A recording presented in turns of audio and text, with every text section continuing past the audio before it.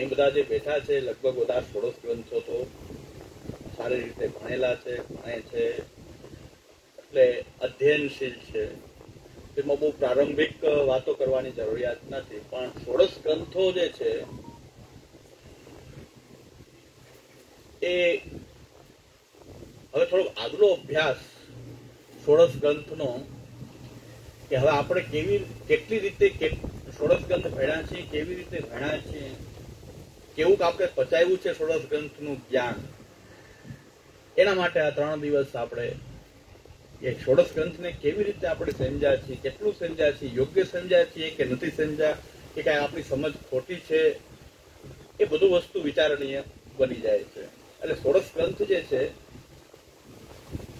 અને અહીં ચાલે છે રેગ્યુલર ષોડશ ગ્રંથનું અધ્યયન, એટલે પણ બધા ષોડશ ગ્રંથ ભણેલા છે એવું લાગે છે. બધા જોઉં છું ચહેરા તો બધા એવા છે કે જે ષોડશ ગ્રંથ ભણેલા છે.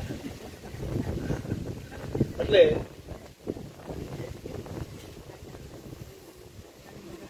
શ્રી મહાપ્રભુજીની કૃપા રહી છે આપણી ઉપર કે ષોડશ ગ્રંથ, શાસ્ત્રાર્થ પ્રકરણ, સર્વનિર્ણય પ્રકરણ, આવા ગ્રંથો આપણે ત્યાં અધ્યયન આપણે બધા કરતા રહ્યા છીએ સાથે મળીને.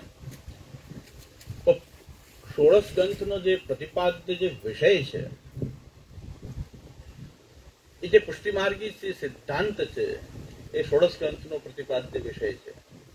પુષ્ટિમાર્ગી સિદ્ધાંત, સાંપ્રદાયિક સિદ્ધાંત, સંપ્રદાયનું બંધારણ કહીએ તો આ સંપ્રદાયનું બંધારણ છે. આની બહાર સંપ્રદાયની કોઈ પણ સાધના ફલીભૂત થઈ શકે નહીં. એટલું જ નહીં, પણ ષોડશ ગ્રંથની મર્યાદાની વિરુદ્ધ કોઈ સાધનાને સાંપ્રદાયિક સાધના જ ન કહી શકાય. પુષ્ટિ સાંપ્રદાયિક સાધના ન કહી શકાય જો આ ષોડશ ગ્રંથની મર્યાદાથી વિરુદ્ધ હોય. એટલે ષોડશ ગ્રંથથી મર્યાદાથી વિરુદ્ધ પુષ્ટિમાર્ગી કોઈ પણ પ્રકારની સાધના ફલીભૂત તો ન થાય, પણ એ સાંપ્રદાયિક સાધનાનું જ સાંપ્રદાયિક રૂપ નહીં થાય. એટલે સંપ્રદાયની સાધના જ નહીં કહેવાય ટૂંકમાં, સાદી ભાષામાં. એટલે ષોડશ ગ્રંથ જે છે એ આપણી માટે બંધારણ છે. શ્રી મહાપ્રભુજીનું સાક્ષાત વાંગમય સ્વરૂપ છે. કર્મન શ્રી વલ્લભ અંગન કો ધ્યાન, એવું એક કીર્તન શ્રી હરિરાયજીએ લખેલું છે. આ ષોડશ ગ્રંથની મહત્તા એવી બતાવી છે કે આ ષોડશ ગ્રંથ જે છે એના એક એક અંગ શ્રી મહાપ્રભુજીના એક એક અંગ રૂપ છે. ખાલી આપણું માટે આ એક સાક્ષાત આચાર્ય ચરણનું વાંગમય રૂપ, સાક્ષાત વાંગમય સ્વરૂપ છે ષોડશ ગ્રંથ છે. અને આચાર્ય વાણી, સમગ્ર આચાર્ય વાણી ષોડશ ગ્રંથ છે એ સાક્ષાત વાંગમય સ્વરૂપથી આચાર્ય ચરણ. શીખોની અંદર એમના ગુરુની વાણીને સાક્ષાત ભગવાનના રૂપમાં એની આરાધના કરવામાં આવે, સેવા કરવામાં આવે છે. શીખ સંપ્રદાયમાં એને ગુરુ ગ્રંથ સાહેબ કહે છે. ગુરુ ગ્રંથ સાહેબ એમાં ગુરુની વાણી જે છે એનો સંગ્રહ છે. આપણી માટે પણ આ ષોડશ ગ્રંથ સાક્ષાત આપણા ગુરુનું સ્વરૂપ જ છે, મહાપ્રભુજીનું સ્વરૂપ જ છે. એ ભાવનાથી આપણે ષોડશ ગ્રંથ સાક્ષાત શ્રી મહાપ્રભુજીનો સંબંધ છે આ ષોડશ ગ્રંથ દ્વારા આપણો. એટલે ગઈકાલે જો રાજકોટમાં ષોડશ ગ્રંથની ફરીથી શરૂઆત કરાવીને આવ્યો છું, ત્યાં નવું એક ગ્રુપ તૈયાર થયું છે કે પ્રથમથી ષોડશ ગ્રંથ ભણવા માંગે છે. એટલે અમને તો ગમે એટલી વાર રિપીટેશન કરવામાં આવે આને આ વસ્તુનું, કારણ જેટલી વાર રિપીટેશન કરવામાં આવે એટલી વાર સિદ્ધાંતની દ્રઢતા થાય છે અને નવું નવું કઈક વસ્તુ આપણી નજરની સમક્ષ આવે છે. તો શ્રી મહાપ્રભુજી જે છે એ પુષ્ટિ જીવ અને સાક્ષાત પુષ્ટિ પ્રભુ એ બેનો સંબંધ કરાવવા વાળા આચાર્ય છે. આ બાજુ પુષ્ટિ જીવ છે, આ બાજુ પુષ્ટિ પુરુષોત્તમ પ્રભુ જે છે શ્રી ગોવર્ધન ધરણ સાક્ષાત શ્રી કૃષ્ણ, જે બ્રહ્મ પરમાત્મા ભગવાન શ્રી કૃષ્ણ, એમનો સંબંધ છે આચાર્યકરણ આ પુષ્ટિ જીવને કરાવવામાં આવે. જયારે આચાર્યચરણ ભૂતલ ઉપર આપનો સાક્ષાત અવતાર કાલ હતો ત્યારે આપના સાનિધ્યથી આ પુષ્ટિ જીવનો સંબંધ પુષ્ટિ પ્રભુથી થતો હતો. આજે અનવતાર કાળમાં શું મહાપ્રભુજી આપણી વચ્ચે નથી બિરાજતા? શ્રી મહાપ્રભુજીએ આસુરો વ્યામો લીલા કરી છે. આસુર વ્યામો એટલે કે આસુરી જીવને એમ થાય કે મહાપ્રભુજી ભૂતલ ઉપરથી પધારી ગયા, હવે મહાપ્રભુજી નથી બિરાજતા. આસુરી જીવ. પણ જે દૈવી જીવ છે, પુષ્ટિ જીવ છે, એની માટે તો શ્રી મહાપ્રભુજી નિરંતર બિરાજી રહ્યા છે. શ્રી મહાપ્રભુજી આ ગ્રંથના રૂપમાં, ષોડશ ગ્રંથના રૂપમાં અત્યારે પણ એ જ ભક્તિદાન કરી રહ્યા છે. સાક્ષાત ષોડશ ગ્રંથ રૂપે શ્રી મહાપ્રભુજી વિરાજી રહ્યા છે. અને જે શ્રી મહાપ્રભુજી પોતાના સાનિધ્યથી પુષ્ટિ જીવનો સંબંધ પુષ્ટિ પ્રભુથી કરાવતા હતા, એ જ આ ષોડશ ગ્રંથ દ્વારા આજે પણ શ્રી આચાર્ય ચરણ એ આપણી વચ્ચે બિરાજીને પુષ્ટિ જીવનો સંબંધ પુષ્ટિ પ્રભુથી કરાવી રહ્યા છે. એમાં કોઈ સંશય નથી. એટલે હરિરાયજી આજ્ઞા કરે છે કે આ ષોડશ ગ્રંથ એ ખાલી ગ્રંથ નથી, પણ આચાર્ય ચરણનું એક એક અંગ છે. કર્મન શ્રી વલ્લભ અંગ કો ધ્યાન, એ હરિરાયજી આજ્ઞા કરે છે. આ સાક્ષાત શ્રી મહાપ્રભુજી છે. તો આ જે ષોડશ ગ્રંથ નું અધ્યયન કરશે, મનન કરશે, ચિંતન કરશે, રોજ પાઠ કરશે. પાઠનો અર્થ છે અર્થોનું અનુસંધાન કરશે. પાઠનો અર્થ ખાલી બોલી જવા નહીં, અર્થોનું અનુસંધાન કરવું એને પાઠ કહેવાય છે. તો અર્થોનું જે અનુસંધાન કરશે એને કૃષ્ણ ભક્તિ પ્રાપ્ત થશે. આ ષોડશ ગ્રંથની અંદર પ્રતિપાદ્ય વિષય જે છે પુષ્ટિ સિદ્ધાંત છે. અને એ પુષ્ટિ સિદ્ધાંત 4 પાયા ઉપર ઉભેલો છે: શરણાગતિ, સમર્પણ, સેવા અને ભક્તિ. આ બધી વાત તમને ખબર છે બધાને. છતાં પણ જેને એમ લાગી ગયું કે અમે ષોડશ ગ્રંથ જાણી લીધા છે, એને ષોડશ ગ્રંથ જાણ્યા નથી. અમે ષોડશ ગ્રંથ ભણી ગયા છીએ એવું જેને લાગી ગયું છે, એને ષોડશ ગ્રંથ ભણ્યા જ નથી. હજી પહેલેથી એકડો ઘૂંટવાની જરૂર છે. અને જેને એમ છે કે હજી આપણે પૂરેપૂરું જાણી શકતા જ નથી, આચાર્ય વાણી એટલી ગહન છે. તદુક્તમ અપી દુર્બોધમ સુબોધમ સ્યાત યથા તથા. આચાર્ય વાણી એટલી દુર્બોધ છે કે આપણે પૂરેપૂરું એને સમજી શકીએ જ, એના ઊંડાણને સમજી શકવા સમર્થ છીએ. એવું જેને લાગ્યું છે એને ષોડશ ગ્રંથ બરાબર સમજી લીધું છે. એને બરાબર સમજી લીધું છે. આ વૈદિક સિદ્ધાંત છે. યસ્યા મતમ મતમ મતમ તસ્ય ન વેદસા. એટલે વેદ એમ કહે છે કે તમને એમ લાગે છે કે મેં વેદ ભણી લીધો કે બ્રહ્મને જાણી લીધો હું, તો તમે કઈ જાણ્યું નથી. યસ્યા મતમ મતમ મતમ તસ્ય ન વેદસા. તો તમે એમ લાગી ગયું કે મેં બ્રહ્મને જાણી લીધો, તો તમે વેદને ભણ્યા જ નથી. વેદ તો એમ કહેવા માંગે છે કે બ્રહ્મને જાણી શકાતો નથી, પૂરેપૂરો નહેતી એ બ્રહ્મને જાણી શકાતો નથી. તમે એમ કહો છો મેં બ્રહ્મને જાણી, તમે બ્રહ્મજ્ઞાની થઈ ગયા, તેનો મતલબ કે તમે વેદને અને બ્રહ્મને સમજ્યા નથી. જેને એમ લાગ્યું છે મતમ તસ્ય ન વેદસા, કે જેને એમ લાગે છે કે મેં જાણ્યું નથી બરાબર, એને બરાબર બ્રહ્મને સમજ્યો છે કે બ્રહ્મનું સ્વરૂપ પૂરેપૂરું જાણી શકાતું.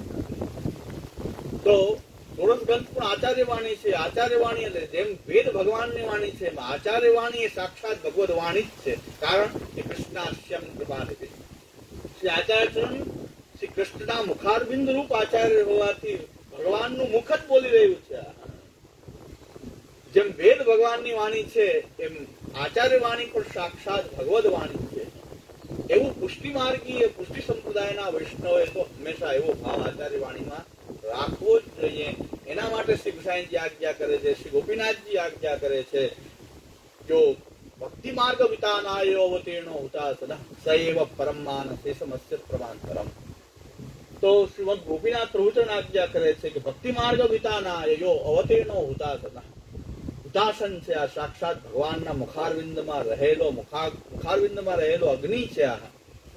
અને એ ભક્તિ માર્ગનો વિસ્તાર કરવા માટે આ ભૂતલ ઉપર પધાર્યા છે.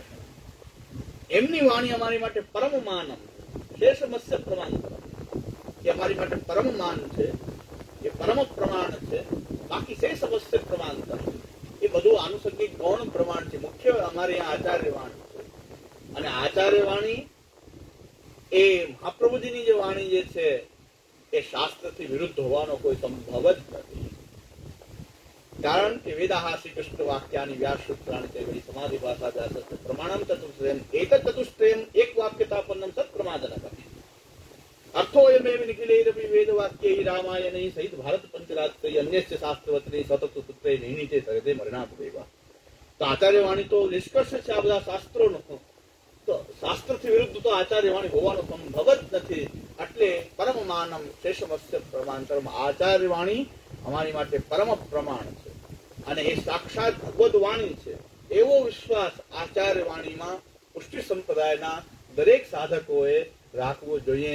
એટલા માટે શ્રીમદ પ્રભુચરણ ગોપીનાથજી આજ્ઞા કરે છે, ત્વામ શ્રી શ્રી વલ્લભે મે નિખિલ ભુજનાહ ગોકુલેશમ ભજન્તે.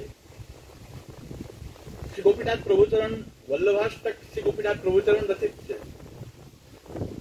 પ્રભુચરણ આજ્ઞા કરી રહ્યા છે, શ્રી ગોપીનાથજી આજ્ઞા કરી રહ્યા છે કે ત્વામ શ્રી શ્રી વલ્લભે મે નિખિલ ભુજના ગોકુલેશમ ભજન્તે. ગોકુલેશમ ભજન્તે, કથમ ગોકુલેશમ ભજન્તે, કેવી રીતે ગોકુલેશને ભજવાનું કહી રહ્યા છે કે શું કુલે જોડ ધરાવી દેવાના, આંબાના મનોરથ કરી દેવાના, ગુનવારો કરી દેવાનો એટલે ગોકુલેશ થઈ જાય? નહીં. ગોકુલેશ નો અર્થ છે કે આચાર્ય રૂપે આ ગોકુલેશ પ્રગટ્યા છે, એટલે આચાર્ય રૂપથી તો ઉપદેશ જ કરશે, બીજું કઈ લીલા નહીં કરે. શ્રી પુરુષોત્તમ સ્વતંત્ર ક્રીડા લીલા દ્વિજ તનુ ધારી, 7 દિવસ ગિરિવર કર ધારો વાસો વૃષ્ટિ દિવારી. એ સાક્ષાત વસ્ત કૃષ્ણ છે. આચાર્ય રૂપથી અવતરિત હશે ત્યારે તો કેવલ ઉપદેશ આપવો છે. આચાર્ય રૂપે તો જયારે પ્રકટ થાય છે ત્યારે કઈ પુરુષોત્તમની સ્વતંત્ર ક્રીડા નહીં કરે, પણ અત્યારે તો લીલા દ્વિજ તનુ ધારી, ત્યારે પુરુષોત્તમ સ્વતંત્ર ક્રીડા, અને હવે તો લીલા દ્વિજ તનુ ધારી. હવે દ્વિજ રૂપથી અબ કે દ્વિજવર વે સુખ દીન હો, દ્વિજ કુલ પ્રગટે શ્રી હરિ સુંદરતા કી રાહ. આવા કીર્તનકારો કહી રહ્યા છે કે દ્વિજ કુલ પ્રગટે, એક બ્રાહ્મણ વેશમાં પ્રકટ થયેલા આ પુરુષોત્તમ છે, વસ્ત પુરુષોત્તમ છે, પણ એ આચાર્ય રૂપથી અવતરિત છે ત્યારે તો ઉપદેશ કરશે. અને આપ ઉપદેશ કરશે, કેવી રીતે કરશે આચાર્ય ઉપદેશ? આચિનોતિ શાસ્ત્રાણી આચાર્ય સ્થાપયત્યપી યસ્માદ ઉપદેશતિ અન્યાન તમ આચાર્ય પ્રત્યક્ષતે. આચાર્ય કોને કહેવાય? અત્યારે બધા જગતગુરુ બની ગયા છે, બધા આચાર્ય જગતગુરુ બધા લગાડી દે છે. જગતગુરુ એટલે શું? કે તું આખું જગત તમને ગુરુ માને છે, આખું જગત તમને માને છે, ગામમાં કોઈ જાણે નહીં હું વરની ફઈ,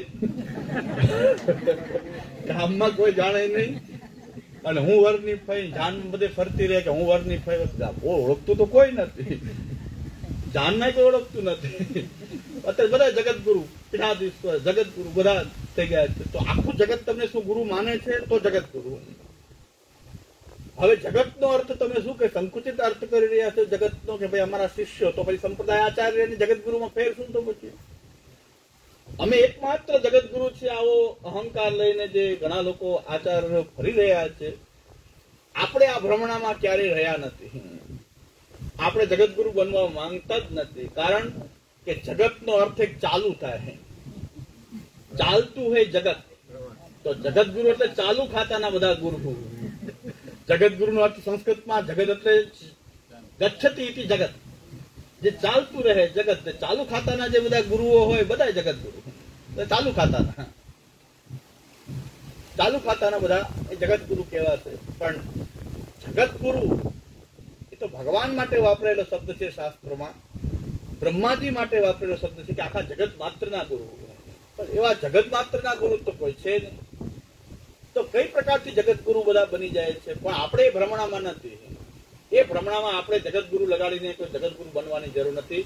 આપણા આચાર્ય તો જે છે નિજાચાર્ય, સ્વીયાનાન તાન નિજાચાર્યાન. આપણા તો સ્વીય ભક્તો, જે કૃષ્ણ ભક્તિ કરવાના, જે ભગવાને જેની અંદર બીજ ભાવ, એ કૃષ્ણને નિરુપાધિક ચાહવાનો જે બીજ ભાવ જેની અંદર જે જીવોમાં મૂકેલો છે, એ જીવોના આચાર્ય શ્રી વલ્લભાચાર્ય ચરણ છે. ભગવાને જે ભક્તોની અંદર જે જીવોમાં વર્ણિક લભ્ય બીજ ભાવ, જે વર્ણથી પ્રાપ્ત થતો જે બીજ ભાવ છે, એ બીજ ભાવ કેમ ખબર પડે કે આપણી અંદર પુષ્ટિ બીજ ભાવ છે? ષોડશ ગ્રંથ બધા ભણતા હશે, બીજ ભાવ પુષ્ટિનો છે એ હજી શંકાસ્પદ છે. એ હજી શંકાસ્પદ છે કે આપણો બીજ ભાવ પુષ્ટિનો છે કે નહીં, કારણ કે આપણી ક્રિયાઓ ઉત્પાદ બધા એવા જ છે કે જે બીજ ભાવ આપણે સંપન્ન છીએ કે નહીં એ સવાલ જ છે. અને એનું જ મંથન કરવા માટે આપણે 3 દિવસ એકત્ર થયા છે કે આપણો જે ભ્રમ ભાંગી જાય કે આપણે પુષ્ટિ જીવ છીએ અને હોઈએ તો એમાં આપણું કોઈ મહત્તા નથી. પુષ્ટિ જીવન એમ ભગવાનના વર્ણથી જ પ્રાપ્ત થયું છે. આપણે કોઈ પુષ્ટિ જીવ તરીકે પ્રકટ થવા સમર્થ નથી. એ તો ભગવાનથી જ પ્રાપ્ત થયેલો બીજ ભાવ છે. તો એમાં તો પ્રભુની જ કૃપા માનવી પડશે. એમાં કે આપણી તોય મહત્તા સિદ્ધ નહીં થાય કે અમે બીજ ભાવ સંપન્ન પુષ્ટિ જીવો છીએ. એમાં કોઈ આપણી મહત્તા સિદ્ધ નહીં થાય કે અભિમાન સિદ્ધ નહીં થઈ શકે. એ તો વર્ણિક લભ્ય છે, ભગવાનના વર્ણથી જ પ્રાપ્ત થયેલો બીજ ભાવ છે. એમાં કોઈ આપણી મહત્તા તો પણ ઉભી થતી નથી. એટલે આપણને એમ લાગે છે કે અમુક લોકો ખૂબ બોલતા હશે, મારા જેવા લોકો ખૂબ બોલતા હોય, ભણાવતા હોય, એટલે પુષ્ટિ એ ખરેખર ઊંચા પુષ્ટિ જીવ હશે. એવું નથી. જે લોકોને કોઈ ઓળખતું નથી એની અંદરનો ભાવ જોઈને લાગે છે ખરેખર પુષ્ટિ જીવ તો આ છે. 2 દિવસ પહેલા સતત હું તો ફરતો રહું છું અને એક જ વાત તો આ જ હોય છે ષોડશ ગ્રંથની, બીજી તો આ વાત છે નહીં આપણી પાસે.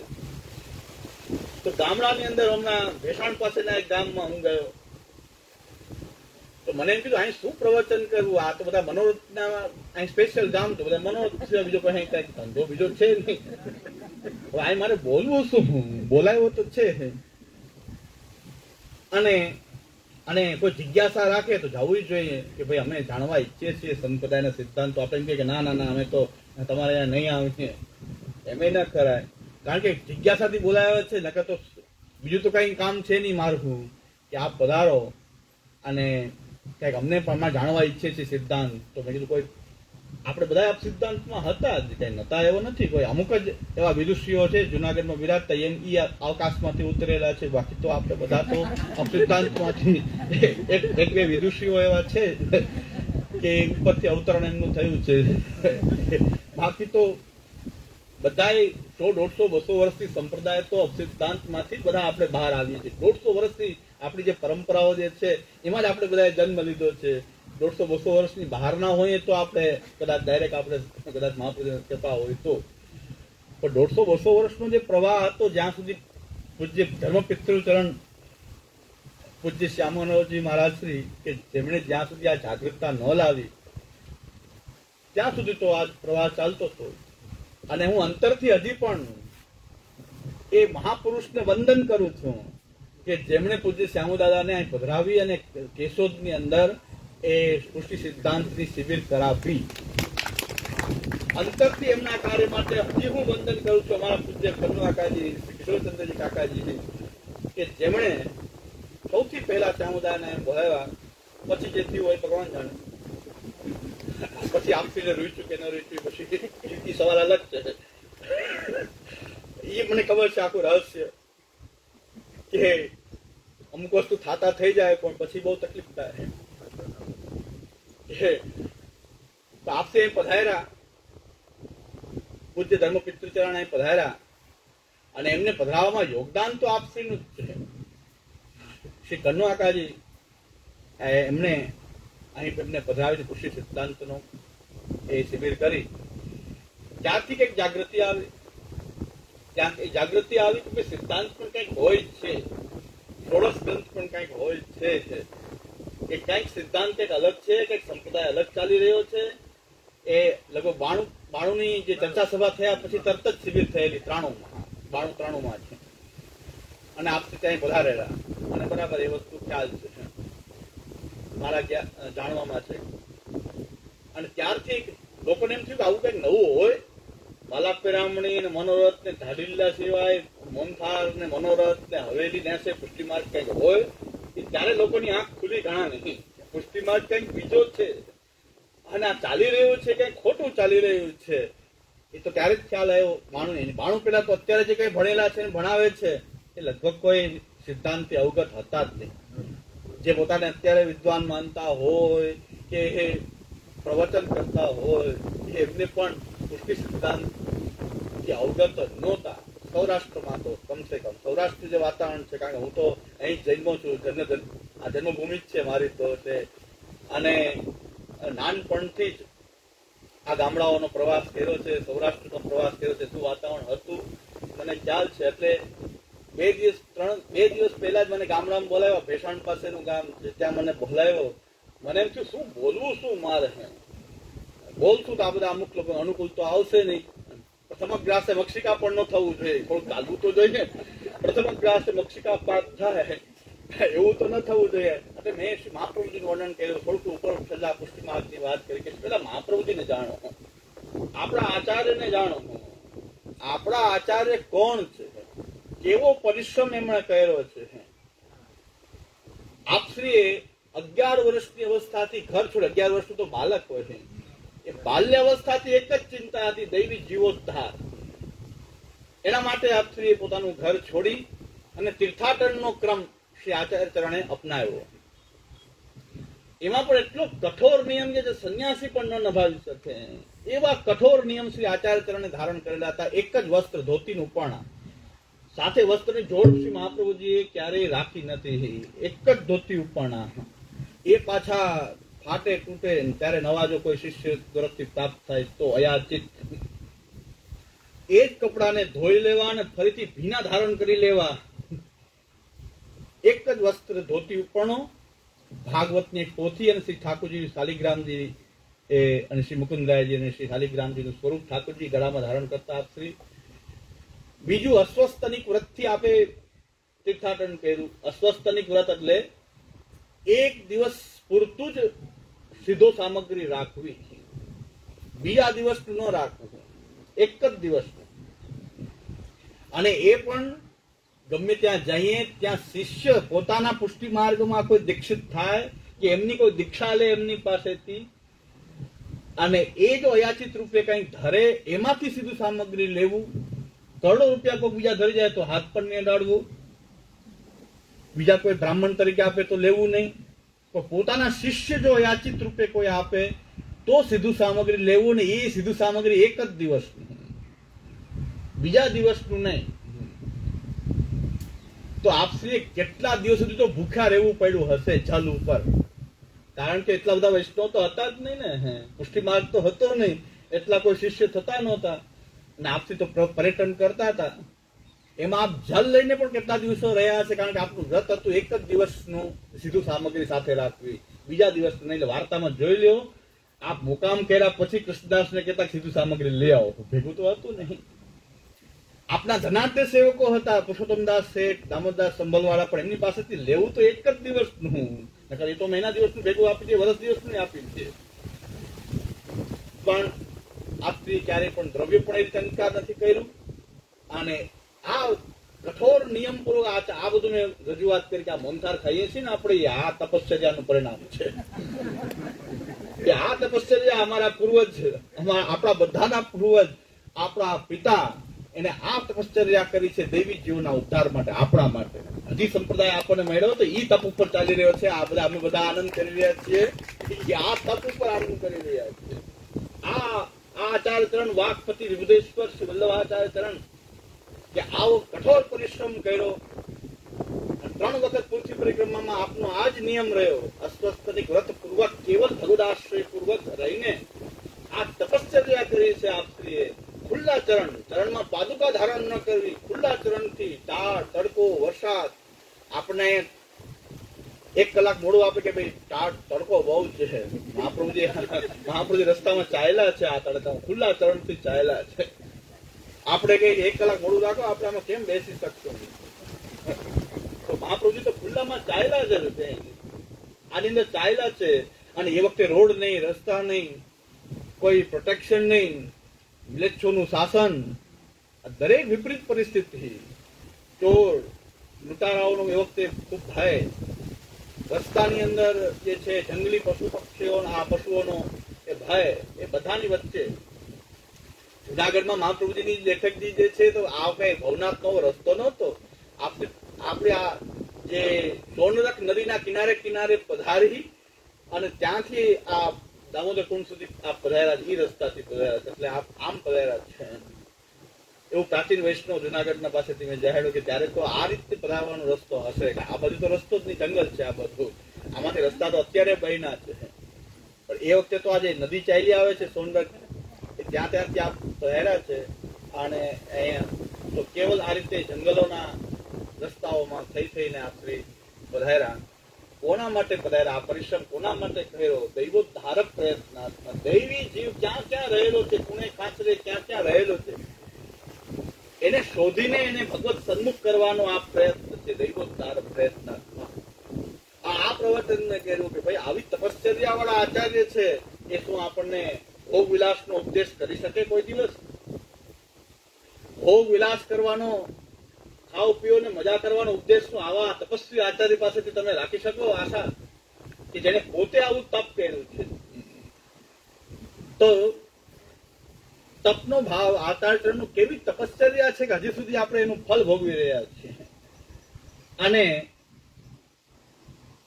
એ તપશ્ચર્યામાં કોઈ સહયોગ નથી લીધો કે તમે મારી સાથે તપશ્ચર્યા કરો, મારી સાથે. બધાને કીધું લો ઠાકોરજી પધરાવો, તમે આનંદ કરો, હું તપ કરીશ, હું ફરીશ, હું તમારા સાથે ફરવાનું નથી. તમે તમારા ઘરમાં ઠાકોરજી પધરાવો અને સેવા કરો. દરેક એ જ માર્ગ મહાપ્રભુજી બતાવ્યો. બધાની સાથે નથી રહ્યા, 4-5 જ સાથે રહ્યા છે.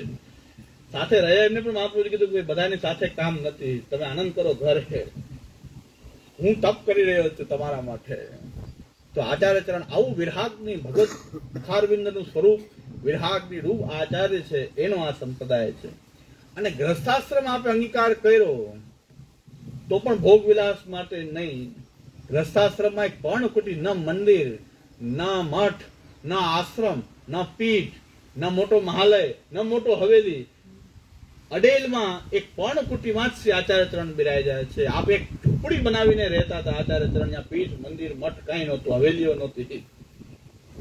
એટલે આચાર્ય ચરણ તો એ એક ઝૂંપડીમાં એ બિરાજતા હતા.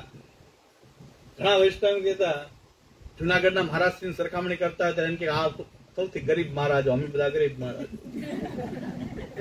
આ તો આ મોટી આવી પીઠ નાન હવેલી નાન પ્રકાર. અરે ભાઈ, મેં કીધું અમારા પૂર્વજ તો, અમારી પાસે તો ઘણું છે, ઘણું. મહાપ્રભુજી તો કેટલા ગરીબ માણસો, તો અમને જો તમે ગરીબ કહેતા હો તો મહાપ્રભુજી તે પણ કુટીને ધોતી ઉપણા વાળા હતા.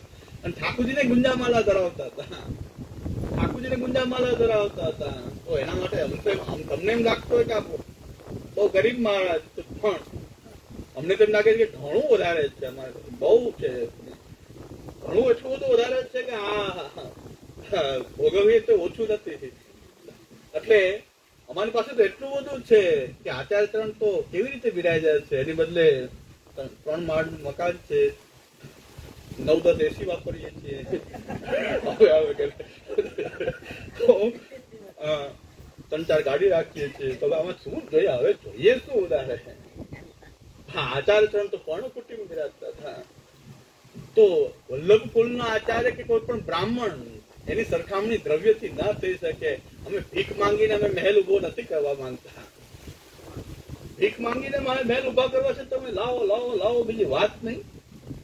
તો આપણે શું વલ્લભાચાર્ય ચરણના વંશજ છે કે લાવ લાવ કરી રહ્યા છીએ, માંગી રહ્યા છીએ, ભીખ માંગી રહ્યા છીએ? અને ભીખ માંગીને મહેલ ઉભો કરી રહ્યા છે, એમાં શું મોટી મહત્તા છે? ભીખ માંગી માંગીને તમે હાલે ઉભો કરી રહ્યા છો અને પછી કહો છો ગૌ બ્રાહ્મણ પ્રતિપાલ મહારાજ ધરાજ. અરે પરમ ભિખારી છો તમે, મહારાજ ધરાજ છે ને? તમે પૈસા માંગી રહ્યા છો બધા પાસે, તમારા ઘર બનાવવા માટે પૈસા માંગી રહ્યા છો તમે, તો મહારાજ ધરાજ છે ને? ગૌ બ્રાહ્મણ પ્રતિપાલ ક્યાં? બિલકુલ નહીં, પરમ ભિખારી છો તમે. કે જો તમે પૈસા માંગીને તમારો મહાલય હવેલીઓ ઉભી કરી રહ્યા છો તો પરમ ભિખારી છો. અમે તો ભલે એક નાની ઓરડી બનાવી, પણ અમારી આમાં કોઈ કહી તો ન શકે કે અમે આમાં આપ્યા 5 રૂપિયા. અમારા પિતાશ્રીએ એવી કઠોર પરિશ્રમ કર્યો. મોટી હવેલીના ગાદીપતિ તરીકે આપ બિરાજ્યા 20 વર્ષ પર્યંત, અને એક જ દિવસમાં એક ઘર છોડી અને નીકળ્યા, છતાં પણ આપે ક્યારેય ફાળો ફંડ જિંદગીમાં કર્યો નહીં કે લાવો ફાળો પૈસા લાવો, ક્યારેય પણ નહીં. એક શેઠ આવેલા, એને મારા પિતાશ્રીને કીધું કે આપ ગમે મનોરથ કરો, સપ્તાહ કરો, મોટા આયોજનો કરો, સિનાજી ધજાજી પધરાવો, પૈસાની ચિંતા ના કરો. અમારા પિતાશ્રી કીધું કે મારે ઘરની નીચે ઉતરી જા અહીંથી, અહીંયા મારા ઘરમાં પગ ન મૂકતો, મને કોઈ મોઢું ન બતાવતો. જે બાળકો પાસે બધા લાઈન લગાવતા પૈસા લેવા માટે, એ ડીડી શાહ ને મારા પિતાશ્રી કીધું મારા ઘર મને કોઈ મોઢું ન બતાવતો, અહીં ના આવતો ક્યારે. આ મારું પ્રાઇવેટ મકાન છે અને હું આ કામ કરવા માંગતો નથી. અને મારે મનોરથ કરવો હોય તો હું તારા પાસે પૈસા શું કામ લઉં? મારા ઠાકોરજી માટે હું તારી પાસે પૈસા લઉં? તો આ પરંપરા રહી છે અમારી. તો અને એનું ગૌરવ છે કે બ્રાહ્મણ જે છે એની સંપત્તિ છે એનું જ્ઞાન. બ્રાહ્મણની સંપત્તિ જ્ઞાન અને વૈશ્યોનું આ ધન છે. ક્ષત્રિયોની સંપત્તિ બલ. ક્ષત્રિયોની સંપત્તિમાં કેવું બલ છે, પૈસા કેટલા છે ને એનું બલ કેવું છે. એ ક્ષત્રિયની સંપત્તિ છે. બ્રાહ્મણની સંપત્તિ એનું જ્ઞાન છે, દ્રવ્ય નહીં. દ્રવ્યને તો ઠોકર મારી દે, સાચો બ્રાહ્મણ હોય એ તો દ્રવ્યને ઠોકર મારે. તું અમારી સામે શું કહેવા આવ્યો છે? દાન દેવા તું દાન આપનારો કોણ થાય છે? બ્રાહ્મણની સંપત્તિ એ તપ અને જ્ઞાન છે, અને વૈશ્યોની સંપત્તિ આ ધન છે. એટલે બ્રાહ્મણની જે ઓળખાણ કે એની એ હંમેશા જ્ઞાનથી છે. અને આચાર્યચરણ જે છે એમને આટલો આ મેં વૈષ્ણવને બતાવ્યું કે આચાર્યચરણે આવો પરિશ્રમ કર્યો, ત્યારે આ મોહનથાળ તમે દેખલાઓ બધા ઉડાડો છો.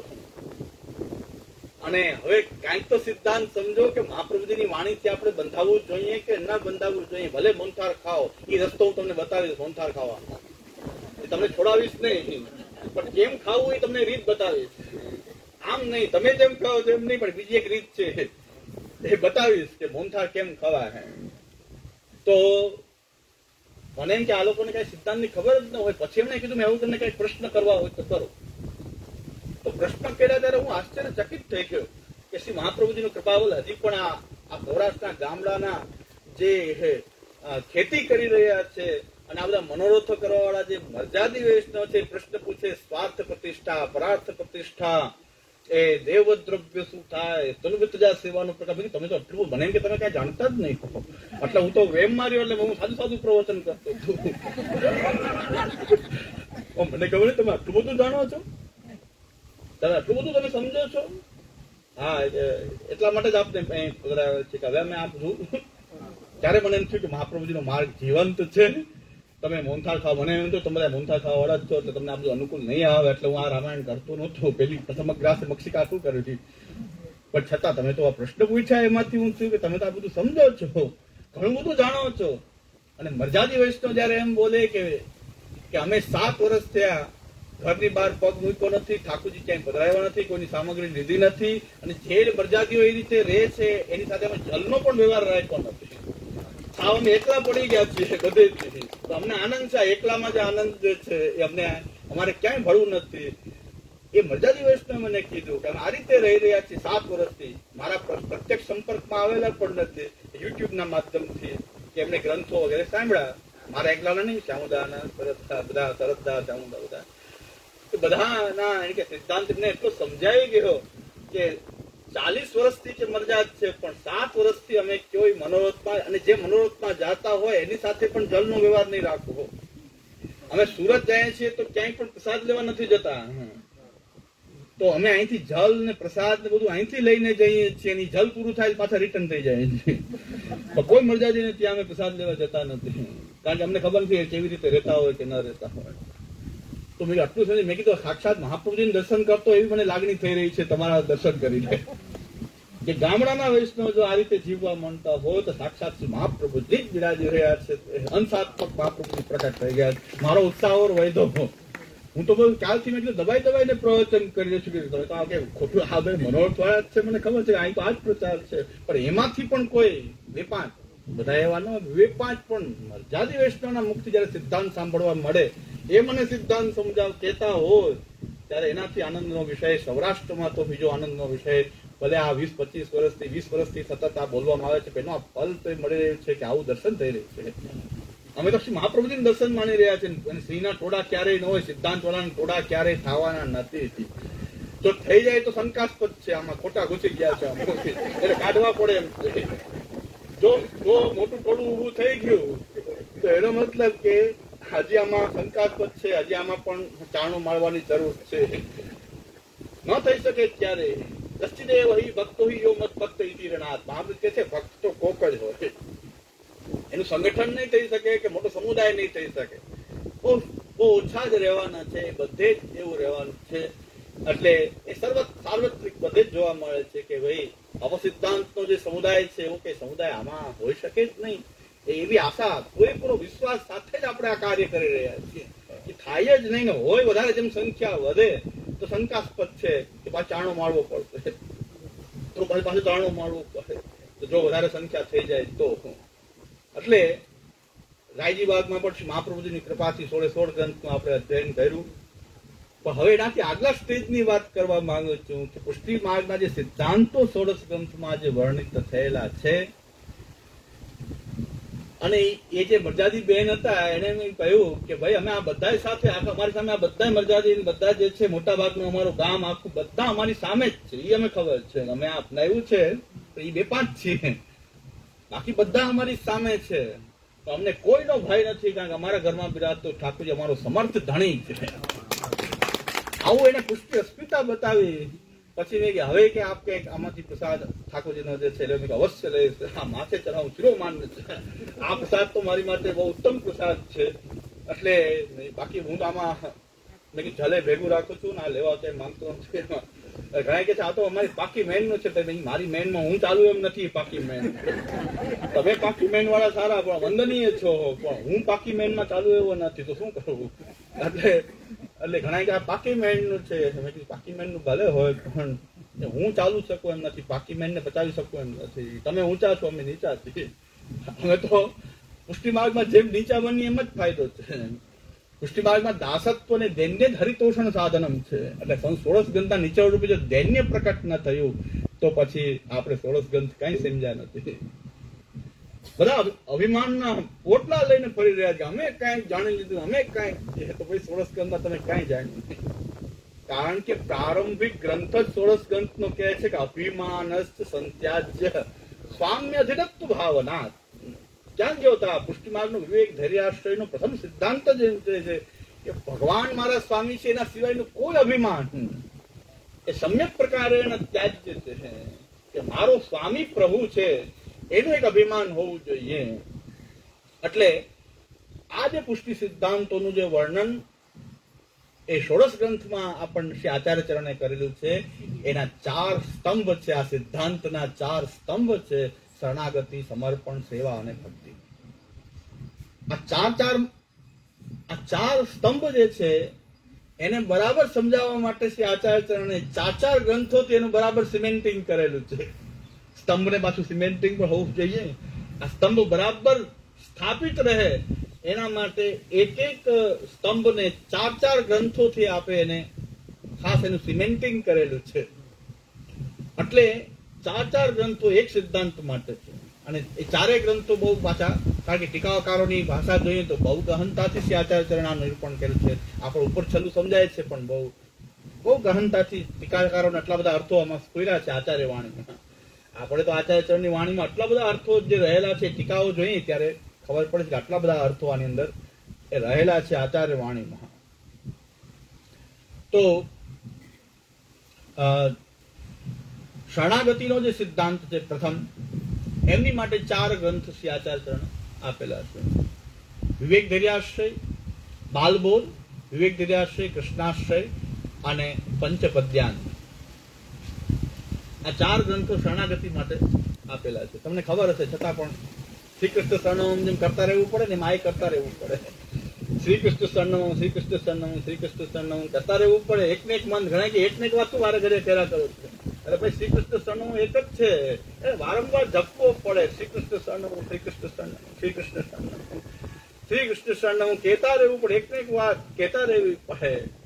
પોતાની જાતને નિત્ય પ્રતિ ક્ષણું ક્ષણું સમરીએ શ્રી વલ્લભનો પરિવાર, શ્રી પુરુષોત્તમ પ્રગટિયા જગતનો કરવા, વારંવાર નિત્ય પ્રતિ ક્ષણું ક્ષણું કરવું પડે. નહીં તો આસુરાવેશ પ્રકટ થઈ જાય. અને કેમ આસુરાવેશ પ્રકટ થાય હું બતાવી દઈશ. આસુરાવેશ કેમ આવી શકે, એ પ્રકારની આસુરાવેશ પ્રકટ થઈ જાય. એટલે શરણાગતિના 4 ગ્રંથ છે. ત્યાર પછી સમર્પણનો જે સિદ્ધાંત છે એની માટે શ્રી આચાર્ય ચરણ 4 ગ્રંથ આપે છે. સમર્પણના સિદ્ધાંત માટે ઘણી બધી ભ્રમણાઓ સમર્પણના વિષયમાં પણ રહેલી છે. તો સમર્પણ જે છે એની માટે 4 ગ્રંથો જે છે: સિદ્ધાંત રહસ્ય, નવરત્ન, અંતઃકરણ, પ્રબોધ અને નિરોધ લક્ષણ. આ 4 ગ્રંથો જે છે એ સમર્પણના છે. ત્યાર પછી ભગવત સેવા. સેવા ગમે એમ કરો એ સેવા નહીં કહેવાય. મહારાષ્ટ્રીનું લાઇટનું બિલ આવ્યું છે, બધા બિલ ભરવાની સેવા કરો, આ સેવા કહેવાય. સેવા કરીએ છીએ ને, મહારાષ્ટ્રીનું લાઇટનું બિલ ભરવું છે, અહીં ચાલે છે, એ ધંધો અહીં ચાલે છે, એવા ધંધાલય અહીં જ છે જંડેરા રોડમાં. કે મહારાષ્ટ્રીનું બિલ આવ્યું છે તો લાવો બધા મહિલા મંડળ ભેગા થાવ અને લાવો પૈસા, લાવો પૈસા, લાવો પૈસા. આજે મહારાષ્ટ્રીને આ મનોરથ કરવો છે, લાવો બધા અને સેવા આપો, સેવા આપો. આને સેવા કહેવાય. ભગવત સેવા તો આચાર્ય ચરણે 4 ગ્રંથમાં જે બતાવી છે એની મર્યાદામાં તો જે ભગવત સેવા છે. આ બધી સેવા એ સેવા નથી. એટલે 4 ગ્રંથો સેવાના છે: સિદ્ધાંત મુક્તાવલી, પુષ્ટિ પ્રવાહ મર્યાદા ભેદ, સંન્યાસ નિર્ણય અને સેવા ફલ. આ 4 ગ્રંથ ભગવત સેવાનો સંપૂર્ણ પ્રકાર ભગવત સેવાનો આ 4 ગ્રંથોમાં આપેલો છે. એના વિરુદ્ધની કોઈ સેવા એ સેવા નહીં કહેવાય. પૈસા લાવો તો કે સેવા આપો, આ કામ કરવું છે સેવા આપો. સેવાનો અર્થ પૈસા લાવો આવો ક્ષુદ્ર અર્થ કરી નાખો કે સેવા આપો, સેવા આપો. 16 મહિના વહી કોઈ પૈસા ના દે, મહિના ના વહી દે આવે એ ભીખ માંગવા આવે તે આ ભીખ માંગીને ક્યાં મનોરથ શું કામ કરો? સમજી જાય કે આ કઈ સમજી જાય કે આમ માથા ફરે. ભગવાન ભિખારી થોડાક છે એના ચરણમાં લખી છે એટલે સમજી જાય તરત જ કે ફરજિયાત લઈ ગયા ઘેરે ઘેરે બહુ કામે દીધા તમે. એ વાંધો ને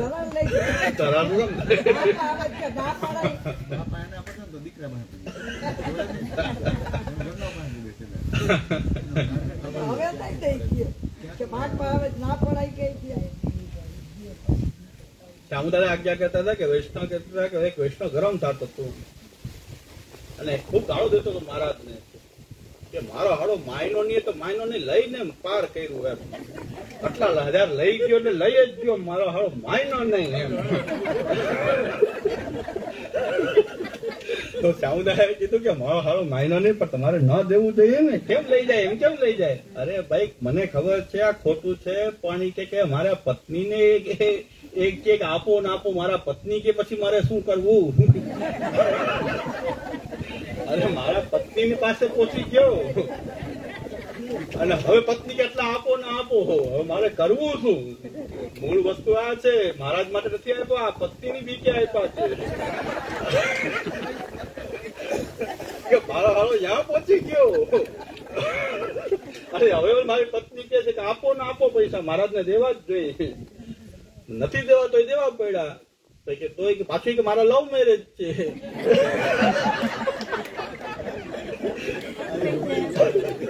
પાછા અમારા લવ મેરેજ રહ્યા, હવે શું કરવું? નકર સમય ઘર તૂટી જાય તો પછી આપી દીધા તો મેન્ટેનન્સમાં આપવા પડે, પછી ખાધા ખોરાકી આપવી પડે. પણ બહુ ગરમ થતો કે લઈ ગયો ને લઈ ગયો. એટલે આવી પરિસ્થિતિ છે કે ઘણા કઈ કારણથી ક્યાં પહોંચી જાય એને ખબર છે કે ભાઈ આ નહીં આપે તો ક્યાં પહોંચી જાય, તો એનો પત્નીનો લિંક કરીને ત્યાં પહોંચી જાય. પત્ની જે આપવા જ પડે મહારાજને, તો લઈ તો ગયો જ. વૈષ્ણવ લઈ તો ગયો. આવી વેલ્યુ છે. આવું સાંભળી તો એમ થાય કે પાછળથી આપણને આવું કહેતા હોય તો આપણને મહારાજ હોવામાં શરમ આવે કે કોઈ આપણને આવો માની લેશે તો કે આ શરમ કરે. એને શરમ ના આવે પણ આપણને શરમ આવે કે લોકો પાસેથી આ રીતે પૈસા ઉઘરા. અને સેવા કહેવામાં આવે, સેવામાં ચિત્ત છે તેનાથી વિશેષ રાખશો. હમણાં તો એક મહારાજનો સુંદર મનોરથ જુઓ, શ્રીખંડનો મનોરથ. 501 રૂપિયામાં શ્રીખંડ આપશ્રીએ કૃપા કરીને શ્રીખંડ સુંદર ઠાકોરજીને રોગાયું છે. 501 આપો શ્રીખંડ. શ્રીખંડ બન્યું છે ટોટલ 500 રૂપિયાનું. 500 કેટલા પાસે લઈ લીધા? આ શ્રીખંડ તો ગજબનું શ્રીખંડ કહેવાય. શ્રીખંડમાં શું તમે ઠાકોરજીને શ્રીખંડ રોગાયું એના પૈસા માંગો છો? એના કરતા કટોરી એમને મરોગાવી દો ને. એનું કઈ એમાં કઈ પત્રિકા છપાવી દો. વોટ્સએપમાં છે મારી પાસે પત્રિકા છે કે મહારાજ શ્રી આજે શ્રીખંડ રોગાવી રહ્યા છે, સુંદર આંબાવાળું કેરીવાળું શ્રીખંડ. હવે એમાં ક્યાં નવાય છે? એવું તો ડેરી ફાર્મમાં મળે છે ઘણું બધું. એમાં તમે શું નવાઈ કરી? ડેરી ફાર્મ આના કરતા 10 ટકાના શ્રીખંડ બનાવીને બતાવી દે. તો એમાં તમે મહારાજ શ્રી કે કઈ શ્રીખંડનો ધંધો છે આપણો? અને એના માટે વૈષ્ણવ 501 નોછાવા રાખેલી છે. આ મનોરથી થવું હોય તો 500 રૂપિયા ટોટલ શ્રીખંડમાં કેટલા 501 વાળા મનોરથી લઈ લીધા. શ્રીખંડ હવે તો 56 ભોગની વાત શ્રીખંડ ઉપર આવી ગઈ છે. બોલો કે એક શ્રીખંડ ધરવું હોય તો મનોરથી 501. પેલા તો 56 ભોગ ના થતા, ચાલો બહુ મોટું આયોજન કરવું છે. હવે તો ખાલી શ્રીખંડ માટે માંગવામાં આવી રહ્યું છે. હવે ક્યાં પહોંચવું આપણે? આમાં શું આને સેવા કહેવાય? પાછું એમ કે આ મનોરથના ભાવને બધા ગુપ્ત રાખો. તમે તો પત્રિકા છપાવી રહ્યા છો, હવે ગુપ્ત કેમ રે? કારણ કે આ મનોરથને પાછું શ્રીખંડ નું ગુપ્ત રાખવું દરેક એમ લખ્યું છે. પણ તમે તો પત્રિકા છપાવી દીધી. પત્રિકા આવી ગઈ અને આ ભાઈનો સંપર્ક કરો જેને મનોરથી થવું હોય તો. આપશ્રીનો સુંદર શ્રીખંડનો મનોરથ, ઠાકોરજીને આ ગ્રીષ્મ ઋતુમાં પ્રભુને શ્રીખંડ અરોગાવાનો મનોરથ છે. આવા શ્રીખંડ અરોગાવવામાં કે મનોરથી 500 એક લઈ લેવાના, આને સેવા કહેવાય નહીં. સેવાનો સિદ્ધાંત આ 4 ગ્રંથોમાં શ્રી મહાપ્રભુજીએ વર્ણન કરેલો છે. એ પ્રકારથી કરવામાં આવે તો એને સેવા કહેવાય. સિદ્ધાંત મુક્તાવલી, પુષ્ટિ પ્રવાહ, મર્યાદા ભેદ, સંન્યાસ નિર્ણય અને સેવા ફલ. 4 પછી ભક્તિ. શરણાગતિ હોય, સમર્પણ હોય, સેવા હોય, એ અંતતઃ તો ભક્તિ પુરુષાર્થને સિદ્ધ કરનારા છે. પુરુષાર્થ તો અહીં ભક્તિ છે. પુરુષાર્થ ભક્તિ છે. શરણાગતિ એ સેવા કે સમર્પણ કે સેવા એ ભક્તિ પુરુષાર્થની સિદ્ધિ માટે છે. તો પુરુષાર્થ અહીં ભક્તિ છે. એ પંચમ પુરુષાર્થ રૂપ ભક્તિ છે. તો 4 ગ્રંથ એ ભક્તિ પુરુષાર્થને સમજાવવા માટે શ્રી આચાર્ય ચરણે 4 ગ્રંથ ત્યાં ભક્તિને સમજાવવા માટે. એમાં યમુનાષ્ટક, ભક્તિવર્ધિની, ચતુશ્લોકી અને જલભેદ, આ 4 ગ્રંથ ભક્તિને સમજાવવા માટે છે. એટલે શરણાગતિ, સમર્પણ ને સેવા અંતત ભક્તિ ભાવમાં એ પરિણત થાય, એનું ફલ ભક્તિમાં પ્રાપ્ત થાય. એ સ્કીમ છે શ્રી આચાર્ય ચરણની ઉદ્ધારની આખી જે સ્કીમ છે. તો ભક્તિ પુરુષાર્થ કેમ સિદ્ધ થાય એના માટે શરણાગતિ પણ ભક્તિ માટે છે, સેવા પણ ભક્તિ પુરુષાર્થ હોવી જોઈએ, પુરુષાર્થ રૂપા હોવી જોઈએ.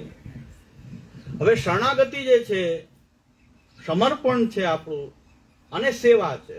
શરણાગતિ અને સમર્પણ સેવાર્થ છે, અને સેવા જે છે એ ભક્તિ પુરુષાર્થ માટે છે, ભક્તિ સિદ્ધિ માટે છે. ભક્તિનું સ્વરૂપ શું છે એ 4 ગ્રંથો શ્રી આચાર્ય આટલી કૃપા કરી આવો ગહન વિષય અને આપણા ઉદ્ધારનો રસ્તો આ 16 ગ્રંથમાં આવા લઘુ આ ગ્રંથોમાં શ્રી આચાર્ય સમજાવીને એક મહતી કૃપા આ દૈવી જીવો પર શ્રી આચાર્ય કરી. આપણા પુષ્ટિ માર્ગમાં 16 ગ્રંથ જ ભણવામાં, ખાલી 16 ગ્રંથ, આટલા ભક્તિ શાસ્ત્રના, ભગવત શાસ્ત્રોના રહસ્યને આટલી 350 શ્લોકમાં કેવું, લગભગ 350 શ્લોકોની અંદર 16 ગ્રંથ આપણો સમાપ્ત થાય. તે શ્રી આચાર્ય ચરણની એક મહતી કૃપા છે કે આટલું પણ કરી લઈએ તો આપણો જે ઉદ્ધાર જે છે, ઉદ્ધાર એટલે ઉદ્ધાર શેમાં છે. મારા શબ્દોમાં બહુ વધારે વર્ણન ના કરું તો બધા 16 ગ્રંથ ભણી લે છે, પણ 16 ગ્રંથના મહાત્મ્ય જે દ્વારકેશજીએ પ્રકટ કર્યું છે એના આપણે બહુ શાંતિથી એમાં ધ્યાન બહુ દેતા નથી. તો એના ઉપર ધ્યાન દેવડાવું છું કે શ્રીમદાચાર્ય ચરણાહ સ્વીયાનામ ભક્તિ સિદ્ધયે અકાશ 16 ગ્રંથાન સ્વસિદ્ધાંતાર્થ બોધકાન. પોતાના સિદ્ધાંત રૂપ અર્થને પ્રકટ કરવા માટે, એનો બોધ કરવા માટે સ્વીયાનામ ભક્તિ સિદ્ધયે, ભક્તિ પુરુષાર્થની સિદ્ધિ કેમ થાય, કેમ ભક્તિ પ્રાપ્ત થાય, ભગવદ ભક્તિ કેમ થાય, એની સિદ્ધિ કેમ થાય. સ્વીયજનોને, જે સ્વીય છે એમને કૃષ્ણ ભક્તિ કેવી રીતે સિદ્ધ થાય એના માટે અકારસુ 16 ગ્રંથાન, 16 ગ્રંથો, આ 16 ગ્રંથો જે છે એ શ્રી આચાર્ય ચરણે પ્રકટ કર્યા. એમ શ્રી દ્વારકેશજી આજ્ઞા કરે છે. શ્રી દ્વારકેશજી શ્રી હરિરાયજીના સમકાલીન છે અને 16 ગ્રંથના ઘણા ગ્રંથોના વ્યાખ્યાકાર છે, મૂળ પુરુષકાર છે. એ શ્રી દ્વારકેશજી જે છે આટલા પ્રાચીન આચાર્ય છે અને એમના 16 ગ્રંથો બધા જાણો છો, પણ આ જે મહાત્મ્ય છે એ આપણે પ્રારંભિક મહાત્મ્ય બરાબર સમજ્યા છે કે નહીં, અને કદાચ બધાને સમજાવે, કદાચ મારી સમજ કેવી છે એ તમે જરા જાણી લો. એવું બને કે મારી સમજ કેવી છે, તમે બધા કદાચ વિદેશ જાણતા પણ હો, એવું બની શકે. પણ હું મારી સમજ છે પ્રકટ કરી રહ્યો છું કે સ્વીયાનામ ભક્તિ સિદ્ધયે અકાશુ 16 ગ્રંથાન સ્વસિદ્ધાંતાર્થ બોધકાન. હવે એમાં સ્વસિદ્ધાંતને શ્રી આચાર્યને આ 16 ગ્રંથમાં એ દૈવી જીવોને કે જે સ્વીય જે જનો છે એને બોધ કરવા માટે, એમને બોધ થાય, એમને સિદ્ધાંતનું જ્ઞાન થાય, એટલા માટે આ 16 ગ્રંથોની આપે રચના કરી. યમુનાષ્ટકમ આરભ્ય સેવા ફલમ ઉદારતા. આ યમુનાષ્ટક થી પ્રારંભ કરી અને સેવા ફલ સુધી આ 16 ગ્રંથો છે. અને આ ષોડશ ગ્રંથનો પ્રતિપાદ્ય વિષય શું છે?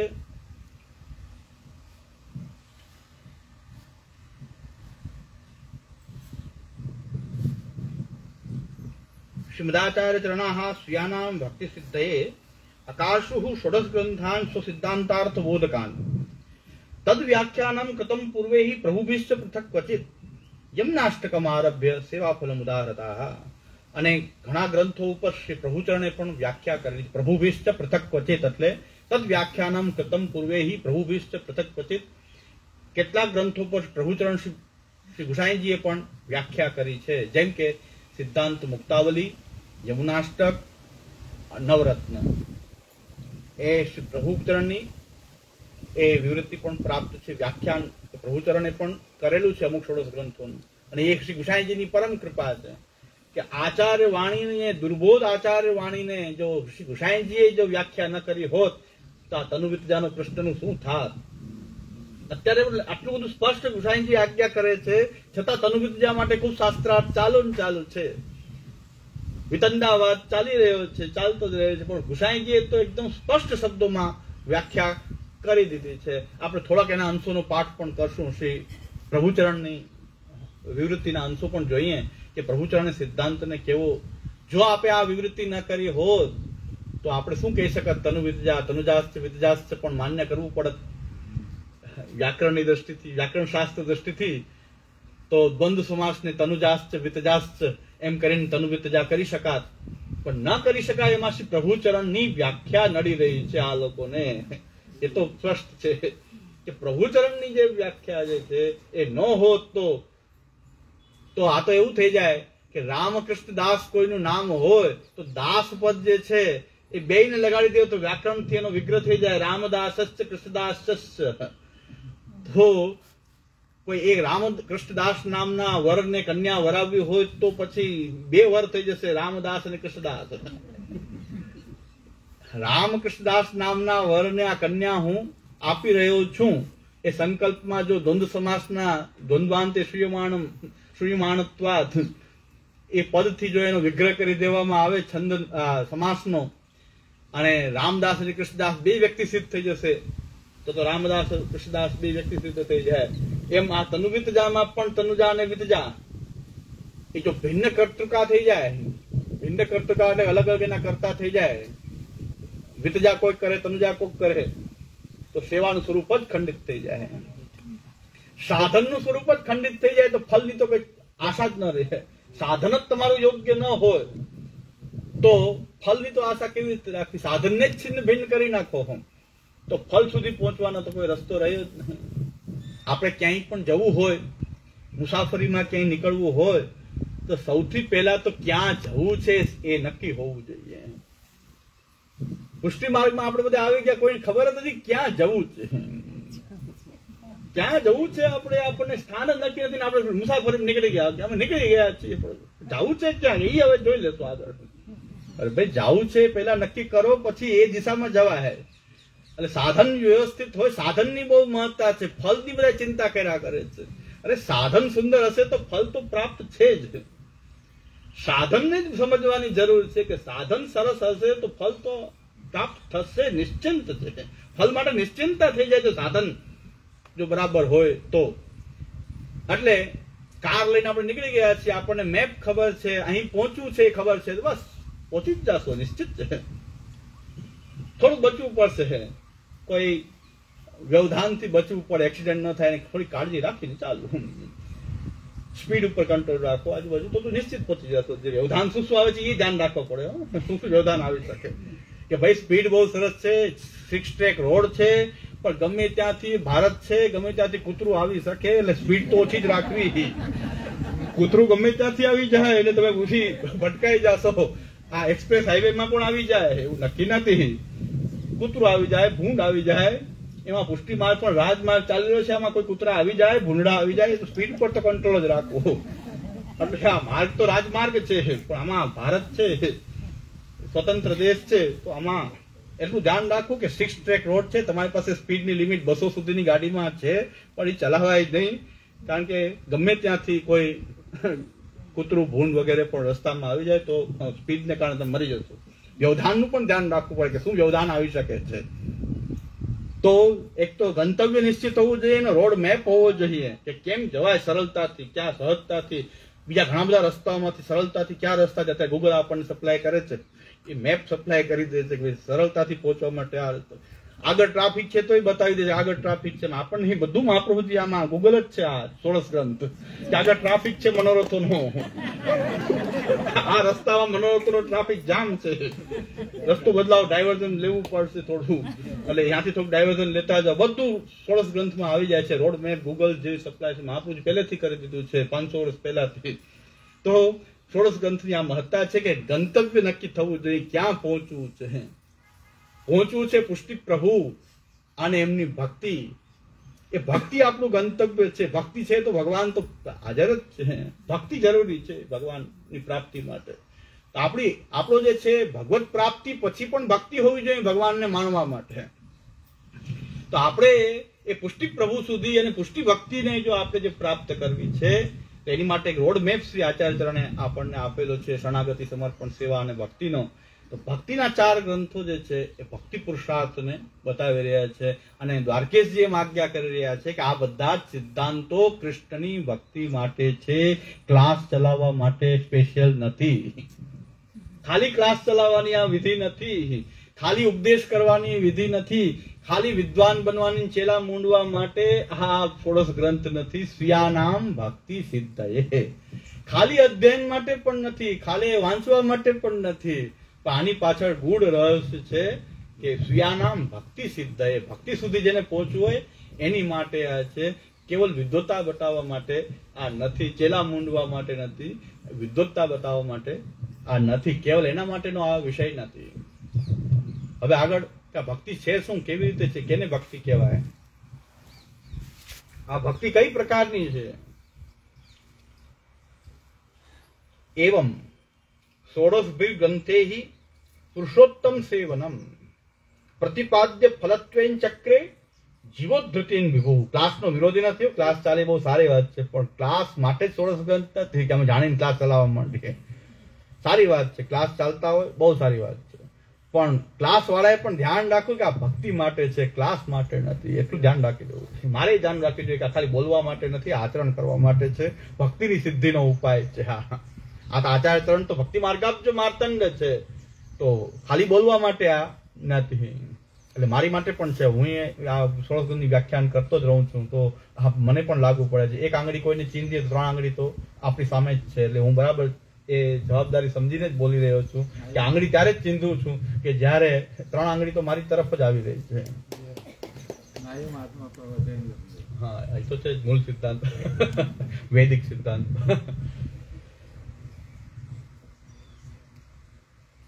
एवं षोडशभिर ग्रंथे ही पुरुषोत्तम सेवनम प्रतिपाद्य फलत्वेन चक्रे जीवोद्धृतिन विभु.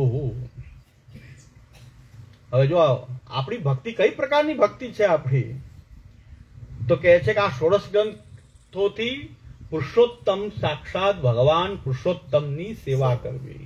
આપણી ભક્તિ તો આ પ્રકારની છે. આપણી ભક્તિ કેવલ નામસ્મરણ વાળી નથી. આપણી ભક્તિ કેવલ એ હાથમાં માલા લઈને 24 કલાક નામ જપ કરવા વાળી ભક્તિ નથી, પણ પુરુષોત્તમ સેવનમ.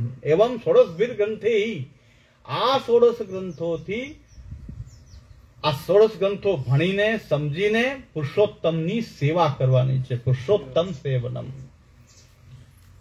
હજી બહુ સુંદર દ્વારકેશજી બહુ સુંદર આજ્ઞા કરી રહ્યા છે. ષોડશ ગ્રંથ આખો આપણે સમજ્યા પછી આ સમજ મહાત્મ્યનો સમજાવ ગણાય કે મહાત્મ્યનો પાઠ વિના તો ફલ ન મળે, એવું જ છે. આ દ્વારકેશજીનું આ મહાત્મ્ય વગર તો ષોડશ ગ્રંથનું ફલ જ આપણા હાથમાં નહીં આવે. એટલે મહાત્મ્યનો બહુ મોટો રોલ છે. જેમ કે ગીતાજી ભણતા પહેલા ગીતાજીના મહાત્મ્ય સમજીએ. ગીતા સુગીતા કર્તવ્યાથી મનને શાસ્ત્ર સંગ્રહી યા સ્વયં પદ્મનાભસ્ય મુખપદ્માદ વિનિષ્ઠતા. આ તો સાક્ષાત ભગવાનના મુખની વાણી છે, એવું દિવ્ય મહાત્મ્ય આ ગીતાનું છે. એટલે સર્વ ઉપનિષદો ગાવો દુગ્ધા ગોપાલનંદન પાર્થો વર્ષ સુધીર ભોગતા દુગ્ધમ દી ગીતામૃતમ મહત. આ ગીતાજી જે સર્વ ઉપનિષદ રૂપી ગાયનું દોયેલું સુંદર દૂધ છે, એ આ ગીતા છે. અને એ સાક્ષાત દોનાર કોણ છે કે પાર્થો વત્સ સુધીર ભોગતા અને દોગ્ધા ગોપાલ નંદન. સાક્ષાત ભગવાન જે છે એ દોગધા છે, દોવાવાળા છે. પછી એમાં શું બાકી હોઈ શકે? પછી શાસ્ત્રને સમજવા માટે આનાથી મોટી સારો ગ્રંથ બીજો કયો હોઈ શકે? એવું ગીતાનું મહાત્મ્ય સમજી અને કોઈ ગીતાનો આશ્રય કરે તો ગીતાથી વૈદિક સિદ્ધાંત સમજાઈ જાય, સંપૂર્ણ વેદ શાસ્ત્ર સમજાઈ જાય. જો આવી રીતે ગીતાના મહાત્મ્યને સમજીને જો ગીતાજીને ભણે તો એવી રીતે ષોડશ ગ્રંથનું આવું મહાત્મ્ય આ છે કે આ ષોડશ ગ્રંથ જે છે એ પુરુષોત્તમની સેવા માટે છે. એ સ્પષ્ટ થઈ ગયું. ભક્તિ આપણી કેવી છે? પુરુષોત્તમ સેવનમ. ષોડશ ગ્રંથોથી પુરુષોત્તમની સેવા કરવી. ષોડશ ગ્રંથો ભણીને ષોડશ ગ્રંથના સિદ્ધાંતોનું આચરણ કરીને સેવા પુરુષોત્તમની કરવી. એટલે એક વસ્તુ નિશ્ચિત થઈ જાય છે કે જે સ્વરૂપની સેવા થઈ રહી છે, જે ષોડશ ગ્રંથની મર્યાદામાં જે કોઈ પુષ્ટિ માર્ગી વૈષ્ણવ એ ઠાકોરજીની સેવા કરે છે ત્યાં સાક્ષાત પુરુષોત્તમ પ્રકટ થઈ રહ્યા છે. એ પુરુષોત્તમ પ્રકટ થઈ રહ્યા છે. કારણ કે ષોડશ ગ્રંથની મર્યાદામાં સેવા કરશું તો પુરુષોત્તમ પ્રકટ થશે. પુરુષોત્તમ પ્રકટ થાય છે. તો એ પુરુષોત્તમ સેવાંકા કહે છે. હવે નિધિ સ્વરૂપવાદ, નવનિધિવાદ ના બધું જ વાત દ્વારકેશજી કહે છે કે પુરુષોત્તમ છે બધા. નવનિધિ હોય તો પુરુષોત્તમ, અને મહાપ્રભુજી ગુસાઈજીએ પુષ્ટ કરેલા હોય તોય પુરુષોત્તમ. અત્યારે પણ જે બિરાજતા હોય એ વૈષ્ણવ સેવા કરતું હોય એ મહાપ્રભુજીની કાનીથી સેવા કરે છે. એટલે મહાપ્રભુજીના ભાવાત્મક પુરુષોત્તમ જ ત્યાં પ્રાકટ્ય લઈ રહ્યા છે. એટલે બધા જ શ્રી મહાપ્રભુજી ગોપીનાથજી ગુસાઈજીના નિધિ સ્વરૂપો જ વૈષ્ણવની સેવામાં બિરાજે છે. એમાં કોઈ ફેર નથી. અને આ બધી ભ્રમણાઓ દૂર કરવા માટે હજી બીજી મારી વ્યાખ્યાન માલા ચાલે જ છે. આપણા શ્રીનાથજી એ ચાલુ જ રહેવાની છે યાવત જીવન ચાલશે. હે આપણા શ્રીનાથજી એ શ્રીનાથજી વિશે બીજી બધી ભ્રમણાઓ જે થઈ રહી છે એનું નિરાકરણ રૂપે એ સતત ચાલતી રહે છે. ઘર બેઠા કાંઈક તો કરવું તો ખરું ને. સંપ્રદાયનું ખાઈએ તો એમને બેઠા બેઠા ખાઈએ તો એમને ડાયાબિટીસ થઈ ગઈ છે. સાવ બેઠા બેઠા રહે તો સાવ તો કંઈક કસરત કરવી જોઈએ. તો એટલે આપણા શ્રીનાથજી એક વ્યાખ્યાન ફળાય. કેવલ મારી કસરત માત્ર છે. કોઈને એમાંથી કઈ લેવું હોય તો લે. એટલે યુટ્યુબ પર મૂકી દઉં છું. જેને આમાંથી ગ્રહણ કરવું હોય તો કરે. બાકી મારી પોતાની આ કસરત ચાલુ રહે. એટલે પ્રયાસ કરતા રહે છે જે કઈ બને. કારણ કે મહાપ્રભુજી તો ખુલ્લા ચરણથી ફરી ફરીને પુષ્ટિ સિદ્ધાંત સમજાવતા હતા. કમસે કમ બેઠા બેઠા તો બોલીએ. આ વાણીને તો પવિત્ર કરી છે. એટલે જીવન તો કંઈક સફળ થઈ જાય. જીવન એટલા માટે સફળ થઈ જાય કે એકાદ કોઈ પણ કંઈક સાચો સિદ્ધાંત સમજી જશે, અપસિદ્ધાંતમાંથી નીકળી જશે. એકાદની જ અપેક્ષા છે. અપેક્ષા 1000, 1500, 2000, લાખો માણસ નથી. એ તો જેને પૈસા ભેગા કરવા હોય ને, ઈંટના લાવો ને, ચૂનાના લાવો ને, પથ્થરના લાવો ને, ધામ બનાવો ને, ફલાણું ધામ બનાવો. તો એ ધામ બનાવવું એની ચિંતા. અમે તો પોતે જ ધામમાં જ રહીએ છીએ. બનેલું ધામ જ છે. ભગવાનનું ધામ છે. ઠાકોરજીના ચરણારવિંદ સૌથી મોટું ધામ છે. એટલે હવે કોઈ ધામની જરૂર નથી. પણ છતાં જેને બનાવવું એને ચિંતા. એને તો સમુદાય ભેગો કરવો જ પડે ને. ઈંટ નાપવા વાળા જોઈએ, પથ્થર વાળા જોઈએ, ચૂના વાળા જોઈએ, એને તો બધું જોઈએ. કારણ કે પણ જેને ભગવાનના ધામમાં રહેવું છે એને કઈ જરૂર નથી. અમે તો ઉલટા એમ કહે છે કે ભાઈ જરૂર નથી તો ખાલી ભણવું હોય તો એમને આવો. અમે ચલાવીએ છીએ ઠાકોરજીની કૃપાથી 5-6 વર્ષથી આ પુષ્ટિ વિદ્યાધામ, ગોકલેશ પુષ્ટિ વિદ્યાધામ અમે ચલાવી રહ્યા છીએ. એમાં પટાવાળાથી લઈને મુખ્ય આચાર્ય સુધી બધું અમે જ છીએ. દરવાજો અમે ખોલીએ, બેસાડીએ અમે. અને શું ભણવું છે બોલો, તમારી ડિમાન્ડ તમારે બોલો. ડિમાન્ડ શું છે બોલો. તમારે શું ભણવું છે? વ્યાકરણ ભણવું છે, ન્યાય ભણવું છે, મીમાંસા ભણવું છે, ધર્મશાસ્ત્ર ભણવું છે, મહાભારત ભણવું છે, પુરાણ ભણવું છે, ઇતિહાસ ભણવું છે, તંત્ર ભણવું છે, શું ભણવું છે બોલો ને. ષોડશ ગ્રંથ ભણવા છે, દયારામભાઈ સાહિત્ય ભણવું છે, વલ્લભાખ્યાન ભણવું છે, બધા જ કોર્સ રાખેલા છે. આમાં વાર્તા સાહિત્ય ભણવું છે, તો બધા જ કોર્સ રાખેલા છે. શું શાસ્ત્રથી લઈને અદ્વૈત વેદાંત ભણવું છે, શું ભણવું છે. એટલે બધું ભણાવવામાં આવશે બોલો. કઈ ચાર્જ લેવામાં નહીં આવે. આવીને બેસો. પુસ્તકની અપેક્ષા નથી. ચાલો પુસ્તક હું આપીશ, મારી પાસે હશે તો હું આપીશ. બને ત્યાં સુધી પુસ્તક તમારે ન ખર્ચવા હોય તો હું પુસ્તક આપી દઈશ. તો આપણે એક પુસ્તકમાંથી બે ભણી લેશું. ચાલો વચ્ચે રાખી દઈશું. મારી પાસે એક જ લાઇબ્રેરી કોપી હોય તો અપાય નહીં, તો વચ્ચે રાખી દઈશું. આપણે બે જોઈ લઈએ. તો પણ 1 રૂપિયાની 6 વર્ષમાં મને 1 રૂપિયાની જરૂર પડી નથી. 1 રૂપિયાની જરૂર હજી સુધી મને પડી નથી. તો લેવા કેમ? અને એક મારો રૂમ છે એ કોઈ પૂરો ભરાણો નથી. એટલા વિદ્યાર્થી ત્યાં નથી. તો હવે બીજો રૂમની જરૂર નથી. હું જ્યાં આખો દી બેઠો રહું છું બસ એમાં જ ચાલે છે. કારણ કે હજી 6 વર્ષમાં આનાથી કઈ આખી હાઉસફુલ થઈ જાય એવી કોઈ શક્યતા છે નહીં. એટલે અને કદાચ રૂમમાં નહીં સમાય તો નીચે એક ચોક છે. એ ચોકમાં 150 જણા આવી જાય, કમસે કમ 100-150 આવી જાય. ત્યાં સુધી વાંધો આવે એવું અને એવું થવાનું ને એનાથી વધવાની કોઈ શક્યતા છે નહીં. એટલે સિંહના ટોળા ન હોઈ શકે કોઈ દિવસ, એને એકાદ જ હોય અને એકાદ બધા ઉપર ભારી પડે એવા તૈયાર થાય કે અમારી પાસે જે વિદ્યાર્થીઓ છે ન્યાય, મીમાંસા, વ્યાકરણ, અદ્વૈત, વેદાંત આ બધું જ ભણી રહ્યા છે. 2-5 છે ચાલો, પણ 2-5 પણ એ ભણી રહ્યા છે કે અને અધ્યયન કરી રહ્યા છે. એક વ્યક્તિ એ 10,000 ઉપર ભારી છે.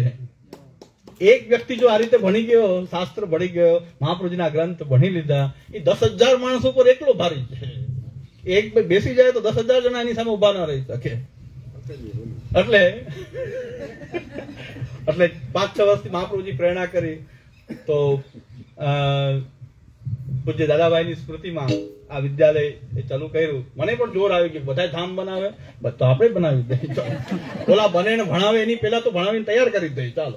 મને જોર આવી ગયું. એમની માટે અમારા દાદાભાઈની કૃપા, મોટી એવલીન દાદાભાઈ, જે પિયુષ દાદાભાઈ, અમારા દાદાભાઈ છે, મારા અગ્રજ છે, એમણે ધામની જાહેરાત કરી તો મને જોર આવી ગયું કે આપણે પૈસાની જરૂર ન પડે એવું ધામ બનાવી દઈએ કે ભાઈ આપણી પાસે જે છે આપણને ભણવા મળશે.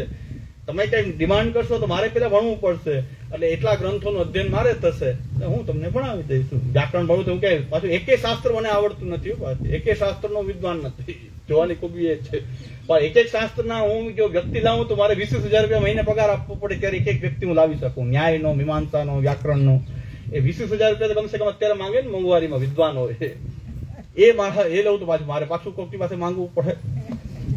અને ભણવા વાળું કોઈ આવે નહીં અને હું આ બધા રાખીને બેસું આ 20,000 વાળા, તો મેં કીધું ભણવા વાળું તો કોઈ આવે નહીં તો કરવું શું.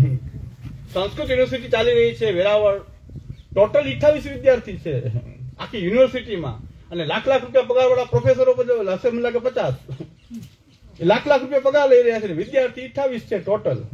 અને આપણો વલ્લભ વેદાંત કોર્સ દાખલ થયો તો આપણા વલ્લભ વેદાંતના 50 વિદ્યાર્થી થયા, તો આખા યુનિવર્સિટીના ડબલ વિદ્યાર્થી આપણા હતા વલ્લભ વેદાંત.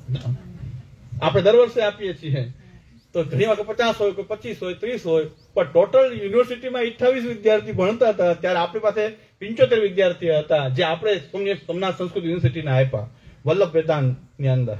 ઘણા વૈષ્ણવમાંથી વલ્લભ વેદાંત એમાં ભણ્યા છે અને પાસ પણ થયા છે. તો 1 વર્ષનો વલ્લભ વેદાંત ડિપ્લોમા કોર્સ આપણે ત્યાં દાખલ કરાયો છે કે શ્રી મહાપ્રભુજીનો પણ એક કોર્સ ત્યાં રહે, અને એની માટે મિનિમમ 7 વિદ્યાર્થી હોવા જોઈએ તો કોર્સ આપણો ચાલુ રહે વર્ષમાં. 7 તો હજી પ્રભુ કૃપાથી ચાલે છે. તો એવમ ષોડશભીર ગ્રંથે, અને હજી સુધી 1 રૂપિયાનો ખર્ચો તો લાગ્યો જ નથી મને. મારા ખિસ્સામાંથી 1 રૂપિયાનો ખર્ચ થયો નથી. હવે વિદ્યાધામ ચલાવવા માટે પૈસાની જરૂર શું છે મને તો કઈ સમજાતું નથી, કારણ કે કોણ એટલું ભણવાનું છે. અને આ સ્કૂલ કોલેજ ચલાવવા માટે તો ઘણી બધી સંસ્થાઓ ચાલી રહી છે. ઈ શિક્ષણ, પાશ્ચાત્ય શિક્ષણ આપવા માટે આપણે પ્રયત્ન કરવાની જરૂર જ નથી, કારણ કે એ તો ચાલુ જ છે. આપણે શાસ્ત્ર અને સુમાર્ગના શિક્ષણ આપવાની જ જરૂર છે. શાસ્ત્ર અને સુમાર્ગીય શિક્ષણની જ જરૂર છે. બાકી બધું તો બધાને મળી રહે છે. પાશ્ચાત્ય શિક્ષણ જે લેવું છે બધા લઈ લે છે એની રીતે. આપણે શાસ્ત્ર ભણાવવાની જરૂર છે. અને મને આશ્ચર્ય થયું કે સોમનાથ સંસ્કૃત યુનિવર્સિટીમાં કીધું કે અમારે ત્યાં વિદ્યાર્થીઓ અદ્વૈત વેદાંત ભણે છે. અદ્વૈત વેદાંતના સારા ગ્રંથો અમારા વિદ્યાર્થીને આવડે છે. અમારા વિદ્યાર્થીઓ ઘણા આમાંથી બહેનો અને વૃદ્ધ ઉંમરના જે છે એ અદ્વૈત વેદાંતનો વેદાંત સાર નામનો ગ્રંથ તો લગભગ આ બધા ભણ્યા છે આમાંથી. એ વિદ્યાધામમાં આવીને આમાંથી ઘણા બધા હશે કે જે વેદાંત સાર નામનો અદ્વૈત વેદાંતનો ગ્રંથ ત્યાં ભણ્યા. પછી આગળ વેદાંત પરિભાષા, સંક્ષેપ શારીરકમ, આ બધા ગ્રંથો એ ભણ્યા છે આ વિદ્યાર્થીઓ. ત્યારે યુનિવર્સિટીના પ્રોફેસરો એમ કીધું કે અદ્વૈત વેદાંત ભણાવવા વાળો આખા ગુજરાતમાં કોઈ વ્યક્તિ જ નથી અમારી પાસે. કોઈ પ્રોફેસર છે વ્યવસ્થિત ન્યાય આપી શકે એવું કોઈ પ્રોફેસર નથી. મેં કીધું અમારા તો વિદ્યાર્થી જ એટલું તો કરે, વિદ્યાર્થી ભણાવી દેશે. અમારી પાસે ભણેલો વિદ્યાર્થી અદ્વૈત વેદાંત સારી રીતે ભણાવી દેશે. હા, ખ્યાતિ વિવેક પણ આપણે ભણ્યા છીએ.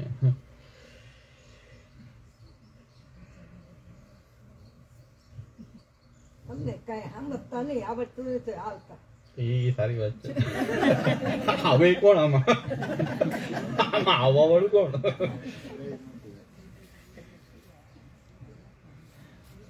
એવમ ષોડશભીર ગ્રંથે હિ પુરુષોત્તમ સેવનમ પ્રતિપાદ્ય ફલત્વેન ચક્રે જીવોદ્ધતિ. બહુ સુંદર દ્વારકેશજીના વચન, ખૂબ મનનીય વચનો છે કે એવમ ષોડશભીર ગ્રંથે હિ પુરુષોત્તમ સેવનમ, આ 16 ગ્રંથોથી પુરુષોત્તમની સેવા કરવી. અને 16 ગ્રંથમાં પ્રતિપાદ્ય ફલત્વેન ચક્રે જીવોદ્ધૃતિન વિભુઃ, અને પુરુષોત્તમની સેવામાં જોડાઈ જવું એ જ તો આ પ્રતિપાદ્ય વિષય છે 16 ગ્રંથનો, અને એ જ જીવનો ઉદ્ધાર છે. પુષ્ટિ જીવનો ઉદ્ધાર તો સેવા જ છે. સેવામાં જોડાઈ ગયો પુષ્ટિ જીવ અને સેવા કરતો રહે એ પુષ્ટિ જીવનો ઉદ્ધાર થઈ ગયો. એટલે મૂળ વસ્તુ પ્રતિપાદ્ય વિષય ભગવત સેવા જ છે. ફલરૂપ આ માર્ગમાં ભગવત સેવા જ છે. અને ઘણા લોકો શું કરી રહ્યા છે કે 16 ગ્રંથ ભણીને સેવા ઓછી કરાય, એક જ ટાઈમ કરાય, ઓછી કરાય, પછી ક્યારે ભણશો, સમય બગાડો છો તમે. તો આ શું થઈ ગયું કે ગિરિરાજ ધરણ કીજે, કાંઈ ભણ્યા જ નહીં 16 ગ્રંથ, સમજ્યા જ નહીં 16 ગ્રંથ. દ્વારકેશજીનું ખાલી મહાત્મ્ય તો સમજી લો કે જીવનો ઉદ્ધાર છે. આ 16 ગ્રંથોથી સેવામાં પ્રવૃત્તિ થાય. એ તો એ પ્રતિપાદ્ય ફલત્વેન ચક્રે, એ પ્રતિપાદ્ય ફલત્વેન એ ફલ રૂપે વર્ણન થયું છે સેવાનું. અહીં સેવા ખાલી અહીં સાધન નથી, સેવા તો ફલ છે. જ્યાં પહોંચવું છે એ સેવા છે. જે કઈ ફલાનુભૂતિ થવાની છે એ ભગવત સેવામાં થવાની છે, એવું દ્વારકેશજી કહી રહ્યા છે. સેવા ઓછી કરાય. હમણાં એક વિદુષીએ સુબોધની ભણાવતા વિદુષીએ કહ્યું કે દશેરા આવ્યા છે તો 10 માઠ કરવાની જરૂર નથી, કેટલો ટાઈમ બગાડો છો તમે. 10 માઠ ન કરાય. પુસ્તકમાં લખ્યું છે સેવાની રીતમાં કે 10 માઠ આવે. કેવડા સાઈઝ ના આવે એવું નથી લખ્યું ક્યાંય કે અવડા ધરવા, આટલા હોઈ શકે. એટલે પણ કંઈક 10 ધરવા પાછળનું કંઈક શ્રી ગુસાઈજીનું અને કંઈક ભાવાત્મક સ્વરૂપ પણ સેવાનું છે. આટલા કરો, ન કરો તો ભાવ ના કરો, ચાલો. પણ એ વિદુષીએ તો એમ કીધું કે 1 કે 2 કરો તો ચાલે, 2 કરો તો એવી આજ્ઞા આપી છે. વિદુષીની આજ્ઞા એવી છે કે 2 કરો તો ચાલે, 10 કરવાની જરૂર નથી. આ બધું વધારવાનું હોતું નથી. અરે ભાઈ, તમે 2 ધરો, પણ જે 10 ધરી રહ્યા છે એને શા માટે ના પાડી રહ્યા છો? તમે 2 જ ધરો, ચાલો. ન ધરો તો વાંધો નહીં, ભગવાન માઠનો ભૂકો નથી. પણ જે સેવામાં જેનો ભાવ છે એને શા માટે તમે તોડી રહ્યા છો 16 ગ્રંથ અને સુબોધનીના નામે? આ સુબોધની છે, આ સુબોધની ભણાવી રહ્યા છો. આ દુઃખ થઈ રહ્યું છે. આ કોઈ વ્યક્તિગત આક્ષેપ નથી, પણ આ વાત કરી રહ્યા છે એમાં દુઃખ થઈ રહ્યું છે કે તમે એક તો સમજ્યા નથી, બીજાને સમજાવી રહ્યા છો. તમે સમજ્યા નથી. આ તો દીવો ધૈર્યો પ્રયત્ન હાથમાં જ થયું. બાપો સંસ્કૃત જાણે નહીં અને સર્વોત્તમજીમાં આવ્યું દૈવોદ્ધાર પ્રયત્નાત્મા. તો બાપાને પૂછ્યું, બાપા કે હું જ્ઞાની, આ બધા અજ્ઞાનીમાં એક બાપો જ્ઞાની હોય, તમે તો બધી મહાન ભગવતી છો, આ શું લીલા છે મહાપ્રભુજીની દૈવોદ્ધાર પ્રયત્નાત્મા? તો બાપા કે તમને બહુ ગૂઢ રહસ્ય છે, તમને શું ખબર પડે? હા, બાપાને સંસ્કૃત આવડે નહીં, એમાં શું લખ્યું છે? જેમ સ્વર્ણમ ભજનમ ચા પી. સંસ્કૃત ના આવડે આ છે શું? મહાપ્રભુ કેમ ચા પીવાનું કહે છે? ચતુશ્લોકી મેં શિબિર પૂરી કરી, અને એક મરજાદી જેવા, મરજાદી નહીં પણ બહુ અપ્રસ મેંડ વાળા વૈષ્ણવ કે જે દૂધગર ભોગ ધરે પણ બાકી અપ્રસ છે, એને એક રસ્તામાં એનું ઘર આવતું હતું. મને કે ગાડીમાં ભેગો બેસી જાઉં? બેસી જાઓ, વાંધો નહીં. સબ ભૂમિ ગોપાલ કે અમારે તો ગાડી ખાલી છે તો બેસી જાઓ. તો બેસી ગયા રસ્તામાં. તો મને કે એક વસ્તુ મને સમજાતી નથી. આપ મને કે ચતુશ્લોકી સાંભળી મેં, એક વસ્તુ મને સમજાતી નથી કે મહાપ્રભુજી ચા પીવાની શું કામ આખ્યા કરે છે? મેં કીધું હા. તો મેં કીધું ભાઈ, હું આમાં કઈક સપનું જોઈ રહ્યો છું કે આવો પણ પ્રશ્ન થઈ શકે?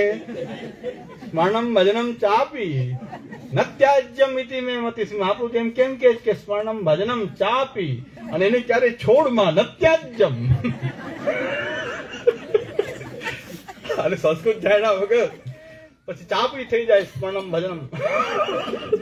એ ભાઈ મુશ્કેલી મુકાઈ ગઈ કે આમ શા માટે આવું આજ્ઞા કરતા હશે મહાપ્રભુજી? ચાનું શું એવું મહત્વ છે કે સ્મરણમ ભજનમ ચાપી? મેં કીધું આ તો ચતુશ્લોકીનું મેં કીધું મેં 3 દી મેં કીધું હું બરાબર ભણાવી શક્યો નહીં કે શું થયું? આપણે 2 ખોટા સમજણમાં કઈક સ્વપ્નમાં છીએ કે આવો પ્રશ્ન કોઈ કરી શકે? આ તો આપણે સાંભળ્યું હતું કે આવું થઈ શકે, પણ પ્રેક્ટિકલ તો મને આ અનુભવ આવો ન થયો. પણ તમે પૂછ્યું છે તો કહી દઉં. મેં કે ચ અપી, સંસ્કૃતમાં ચ એટલે અને, અપી એટલે પણ. એટલે મહાપ્રભુ એમ કે સ્મરણ અને ભજન છોડવું નહીં. ચા પીઓ કે ન પીઓ એનાથી કાંઈ મહાપ્રભુજીને લેવા દેવા નથી.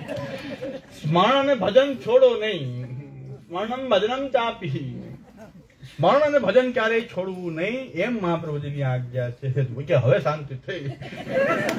ચા નું શું મહાપ્રભુજી આવું મહાત્મ સ્મરણમ ભજનમ ચા પી. નહીં પી તો નહીં ચાલે. એવી રીતે દીવો ધૈર્ય પ્રયત્ન આત્મા. બાપા કે આ તો દૈવોદ્ધાર પ્રયત્નાત્મા એટલે દીવો ધૈર્ય પ્રયત્ન હાથમાં. કે આ લીલા શું કે મહાપ્રભુજી પૃથ્વી પર મમ પધારતા હતા અને એક ભૂત આગળ આગળ ચાલતો હતો અને ભૂત મહાપ્રભુજી પાસે આવી શકતો નહોતો. રાત પડી ગઈ તો મહાપ્રભુજી કીધું કે હવે તને પણ સેવા આપું. તો એક દીવો લઈ અને પ્રેતના હાથમાં મહાપ્રભુજી મૂકી દીધું. પ્રેત આગળ આગળ ચાલ્યા કરે. મહાપ્રભુજીના પ્રકાશ પાછળ પ્રેતનો ઉદ્ધાર કરતો એવા શ્રી વલ્લભ પ્રભુ. દીવો ધૈર્ય પ્રેતના હાથમાં. બાપા ખરેખર આવું તો તમે જ જાણી શકો. આ લીલા તો મહાપ્રભુજી તમે જાણો. દૈવોદ્ધાર પ્રયત્ન. અરે ભાઈ દૈવોદ્ધાર પ્રયત્નાત્મા. દેવી જીવોના ઉદ્ધારનો પ્રયત્ન કરવા વાળું જે શ્રી આચાર્ય ચરણનું સ્વરૂપ જ છે એની બદલે બાપો કે દીવો ધૈર્ય પ્રયત્ન. અને આ વિદુષી સુબોધની ભણાવી અને છેલ્લે એમ કહે કે 10 માર્ક ના કરવા 2 જ કરો. આટલો ટાઈમ શા માટે બગાડી રહ્યા છો? અધ્યયન કરો. આ દીવો ધૈર્ય પ્રયત્ન આત્મા જ છે. આ દીવો ધૈર્ય પ્રયત્ન આત્મા જ કરી નાખ્યું. આ સુબોધની અને 16 ગ્રંથ ભણીને પણ દીવો ધૈર્ય પ્રયત્ન હાથમાં જ થયું. એટલે સેવામાં ભાવ વધારે બદલે ઘટાડવો એ તો શું થઈ ગયું? આખું ઊંધું થઈ ગયું. દ્વારકેશજીનું મહાત્મ્ય સમજી લ્યો. આવું ન થાય ઘટાડો. એટલા માટે એવમ 16 ગ્રંથે પુરુષોત્તમ સેવનમ. પુરુષોત્તમની સેવા કરવી એ જ અહીં ઉદ્ધાર છે. એ જ ફલ રૂપે વર્ણિત થયેલું છે. પુરુષોત્તમની સેવા જ ફલ રૂપે 16 ગ્રંથમાં વર્ણિત છે. અને એ સેવા માટે તો અહીં શરણાગતિ અને સમર્પણ છે. અને એ સેવા જ ભક્તિનું રૂપ ધારણ કરે છે. આ સેવા જ ભક્તિનું રૂપ ધારણ કરે છે. આ એક આખી પ્રક્રિયા છે 16 ગ્રંથની જે શ્રી મહાપ્રભુજી સમજાવવા માંગી રહ્યા છે કે શરણાગતિ અને સમર્પણ સેવાર્થ છે. અને સેવા એ ભક્તિમાં ખીલી જાય છે. સેવાથી ભક્તિમાં પ્રવેશ થઈ જાય છે. સેવા પોતે ભક્તિમય બની જાય છે. ભક્ત્યાત્મક થઈ જાય છે. સેવા પોતે ભક્ત્યાત્મક થાય છે ત્યારે સ્વતંત્ર પુરુષાર્થ રૂપા થઈ જાય છે. એ 16 ગ્રંથનો આ વિષય છે. 16 ગ્રંથનો એટલે મને એમ કે ભાઈ બધા જ વિદ્વાનો વિદુષીઓ ભેગા થાય ત્યાં પછી કઈ એવું થોડું કહેવાય કે ભાઈ શરણાગતિ એટલે શ્રી કૃષ્ણ શરણમ. આ તો બધા કે આવું તો ખબર જ છે. હવે તો ક્યાં આપણે ઉપરથી નીચે પડીએ છીએ એ જ વિષય ચર્ચા કરવાની છે કે 16 ગ્રંથ છે શું, શું પ્રક્રિયા છે 16 ગ્રંથની. એના ઉપર જ ધ્યાન અપાવવા માંગુ છું આ 3 દિવસમાં. એ 4 સિદ્ધાંતોની પાછળ શું આખી પ્રક્રિયા છે શ્રી આચાર્ય ચરણની એ હું જે સમજો છું. બાકી આ જે સમજો એ ગુરુ કૃપાને કારણે પણ પ્રક્રિયા શું છે એ ઉપર ધ્યાન દેવાની જરૂર છે કે મહાપ્રભુજી કઈ રીતે જીવનો ઉદ્ધાર કરી રહ્યા છે. અને આ પ્રક્રિયામાં જોડાશું તો આપણો ઉદ્ધાર થશે. નહીં તો ઉદ્ધાર શક્ય નથી. સેવા કરીને પણ નહીં થાય. સેવા પછી ભક્તિનું રૂપ ધારણ કરે કે નહીં? સેવા ભક્ત્યાત્મક બને કે નહીં? સેવા ભક્તિમાં કન્વર્ટ થઈ જવી જોઈએ. સેવાથી ભક્તિ પુરુષાર્થ જે છે એ પુષ્ટ થઈ જવો જોઈએ. એ આવશ્યક છે કે સેવા જ ન રહી જાય પણ એ ભક્તિમાં ખીલી ઉઠે. તો એ પુષ્ટિ માર્ગમાં 16 ગ્રંથ શરણાગતિ સમર્પણ સેવા એ ભક્તિમાં ખીલવવાની એક પ્રક્રિયા છે. એના માટે દ્વારકેશજી કહે છે કે સ્વીયાનામ ભક્તિ સિદ્ધયે. આવી ભક્તિની એ સિદ્ધિ થાય એટલા માટે અકારશુ 16 ગ્રંથાન સ્વસિદ્ધાંતાર્થ બોધકાન. અને એવમ 16 ગ્રંથૈર પુરુષોત્તમ સેવનમ. આ 16 ગ્રંથોથી પુરુષોત્તમની સેવા કરવી એ જ આપણો ઉદ્ધાર છે. અને પ્રતિપાદ્ય ફલત્વેન. આ સેવા કેવી રીતે ફલાત્મક બને છે? સેવા જે આપણે શરૂ કરી છે પુરુષોત્તમની એ કેવી રીતે ફલમાં વિકસિત થઈ જાય છે? જે સેવા ફલમાં વર્ણિત છે એ કેવી રીતે થાય છે એ જ અહીં પ્રતિપાદ્ય ફલત્વેન એ અહીં 16 ગ્રંથમાં શ્રી મહાપ્રભુજીએ એનું પ્રતિપાદન કરેલું છે કે કેવી રીતે તમારી શરણાગતિ સમર્પણ જે છે એ સેવા એ ભક્તિમાં કેવી રીતે ખીલે અને કેવી રીતે ભક્તિનું સ્વરૂપ ધારણ કરે અને પછી એ કેવી રીતે ફલાત્મક એની ભક્તિની પ્રવૃત્તિ થાય અને છેલ્લે ફલમાં કેવી રીતે આપણને ફલિત થાય. અને એ પ્રકાર 16 ગ્રંથમાં છે. અને એ યમુનાજીના પદમાં જેમ કીધું કે ફલ ફલિત હોય ફલરૂપ જાન હે. તો ફલ ફલિત હોય ફલરૂપ જાન હે. જેને ફલિત થાય એને જ ફલરૂપનો અનુભવ થાય છે. એટલે દ્વારકેશજીને સેવા ફલરૂપ અનુભવ થઈ છે કારણ કે એમને ફલિત થયું છે આ ફલ. ફલ ફલિત હોય ફલરૂપ જાને. જેને સેવામાં ફલની અનુભૂતિ થઈ હોય એ જ જાણી શકે કે ફલરૂપતા સેવામાં કેવી છે. ખાલી આ સામાન્ય કોઈ ક્રિયા નથી પણ ક્રિયા લૌકિક જેવી છે, પણ એ ફલાત્મક ભક્તિમાં કેવી રીતે સરળતાથી આપણી ભક્તિને ખીલવી દે છે, એવી સુંદર પ્રક્રિયા શ્રી મહાપ્રભુજીએ ષોડશ ગ્રંથોમાં પ્રકટ કરી છે. એ દ્વારકેશજી આપણને બતાવી રહ્યા છે. અવતાર દશાયાંતુ ઉદ્ધતિ રૂપ દર્શનાથ ઇહ નામાત્મકે ગ્રંથે સુદાસા નામ સદોદ્રતિ. અવતાર દશાયાંતુ મહાપ્રભુ જયારે સાક્ષાત અવતાર દશામાં બધાને દર્શન આપતા હતા, અત્યારે નિજ ભક્તોને તો આપી રહ્યા છે. શ્રી મહાપ્રભુજી દર્શન આપી રહ્યા છે નિજ ભક્તોને. ઘણા સ્વરૂપે શ્રી મહાપ્રભુજી બિરાજે, એક સ્વરૂપે નહીં, સંપ્રદાયમાં ઘણા સ્વરૂપે શ્રી આચાર્ય ચરણ બિરાજે છે. તો આચાર્ય ચરણનો અનુભવ તો આપણે જો કરવો હોય તો આચાર્ય વાણી તો સાક્ષાત શ્રી આચાર્ય ચરણનું સ્વરૂપ જ છે. આચાર્ય ચરણ આપણા ઘરમાં બિરાજતા ઠાકોરજીના મુખારવિંદ સ્વરૂપે દરેકને પ્રાપ્ત છે, કૃષ્ણાશ્યમ હોવાથી. શ્રી મહાપ્રભુજી આપણા આચાર્ય ચરણ એ સાક્ષાત એ આપણા ઠાકોરજીના મુખારવિંદ સ્વરૂપથી પણ બિરાજે છે. ઠાકોરજીની બાજુમાં વેણુજી બિરાજે છે. એ વેણુની અંદરની સુધા એ શ્રી આચાર્ય ચરણ છે. વેણુનાદ કરનારની અંદર રહેલી જે સુધા જે છે એ શ્રી આચાર્ય ચરણનું સ્વરૂપ છે. આપણા ઠાકોરજી વેણુનાદ કરી રહ્યા છે, આપણા ઠાકોરજી આપણી માટે વેણુ વજાવે છે, અને એમાં જે સુધા જે નીકળી રહી છે એ શ્રી આચાર્ય ચરણ છે. એ સુધા સ્પર્શ આપણને આચાર્ય ચરણના સ્પર્શથી સુધાનો જ સ્પર્શ થઈ ગયો છે, અને રાસમાં પ્રવૃત્તિ કે જે આપણો પ્રવેશ છે એ નિશ્ચિત છે. એ રાસ લીલે તાત્પર્ય. આચાર્ય ચરણ જે છે સુધા રૂપ છે, સુધા સંપર્ક જેને થયો છે એને રાસમાં પ્રવેશ થાય છે. તો રાસ શું છે એ પણ આપણે જોશું. આમાં ષોડશ ગ્રંથમાં રાસે છે, બધું છે, રાસાદી લીલા બધી આમાં રહેલી છે. એટલે રાસ શું છે, કઈ ખાલી તાલી પાડવી રાસ નથી, પણ રાસ શું છે તો એ આપણે આમાં જોશું. શું રાસ કેને કહેવાય? એ રાસ લીલે તાત્પર્ય શ્રી આચાર્ય ચરણ છે. શ્રી મહાપ્રભુજી રાસ લીલે તાત્પર્ય છે, અને એ તાત્પર્ય શ્રી મહાપ્રભુજીનું શેમાં છે આપણે પ્રભુ કૃપાથી મહાપ્રભુજીની કૃપાથી આગળ જોશું કે રાસ લીલૈક તાત્પર્ય એ સુધારૂપ જે છે શ્રી આચાર્ય ચરણ છે. તો વેણુનાદ થઈ રહ્યો છે આપણા ઘરમાં, એમાં સુધા પણ એ બહાર આવી રહી છે વેણુનાદથી, અને એ સુધાનો સંપર્ક આપણને થઈ રહ્યો છે. એ આપણા ઘરમાં બિરાજતા ઠાકોરજીની સેવામાં જ થઈ રહ્યો છે. તો શ્રી આચાર્ય ચરણ તો સુધારૂપથી બિરાજી રહ્યા છે. એટલે ખાલી બેઠકજીમાં જ બિરાજે એવું નથી શ્રી આચાર્ય ચરણ. આચાર્ય ચરણ ગ્રંથોમાં વાણી રૂપે બિરાજી રહ્યા છે, આપના ઉપદેશ રૂપે બિરાજી રહ્યા છે, સિદ્ધાંત રૂપે બિરાજી રહ્યા છે. અને કારણ કે પરમ બ્રહ્મ પરમાત્મા જે છે એ પ્રાકૃત નથી. એનો મતલબ શું કે આપના નામ, આપના ગુણ, આપના જે લીલા, આપનું ધામ, બધાની અંદર એક સચ્ચિદાનંદ ભરેલો છે.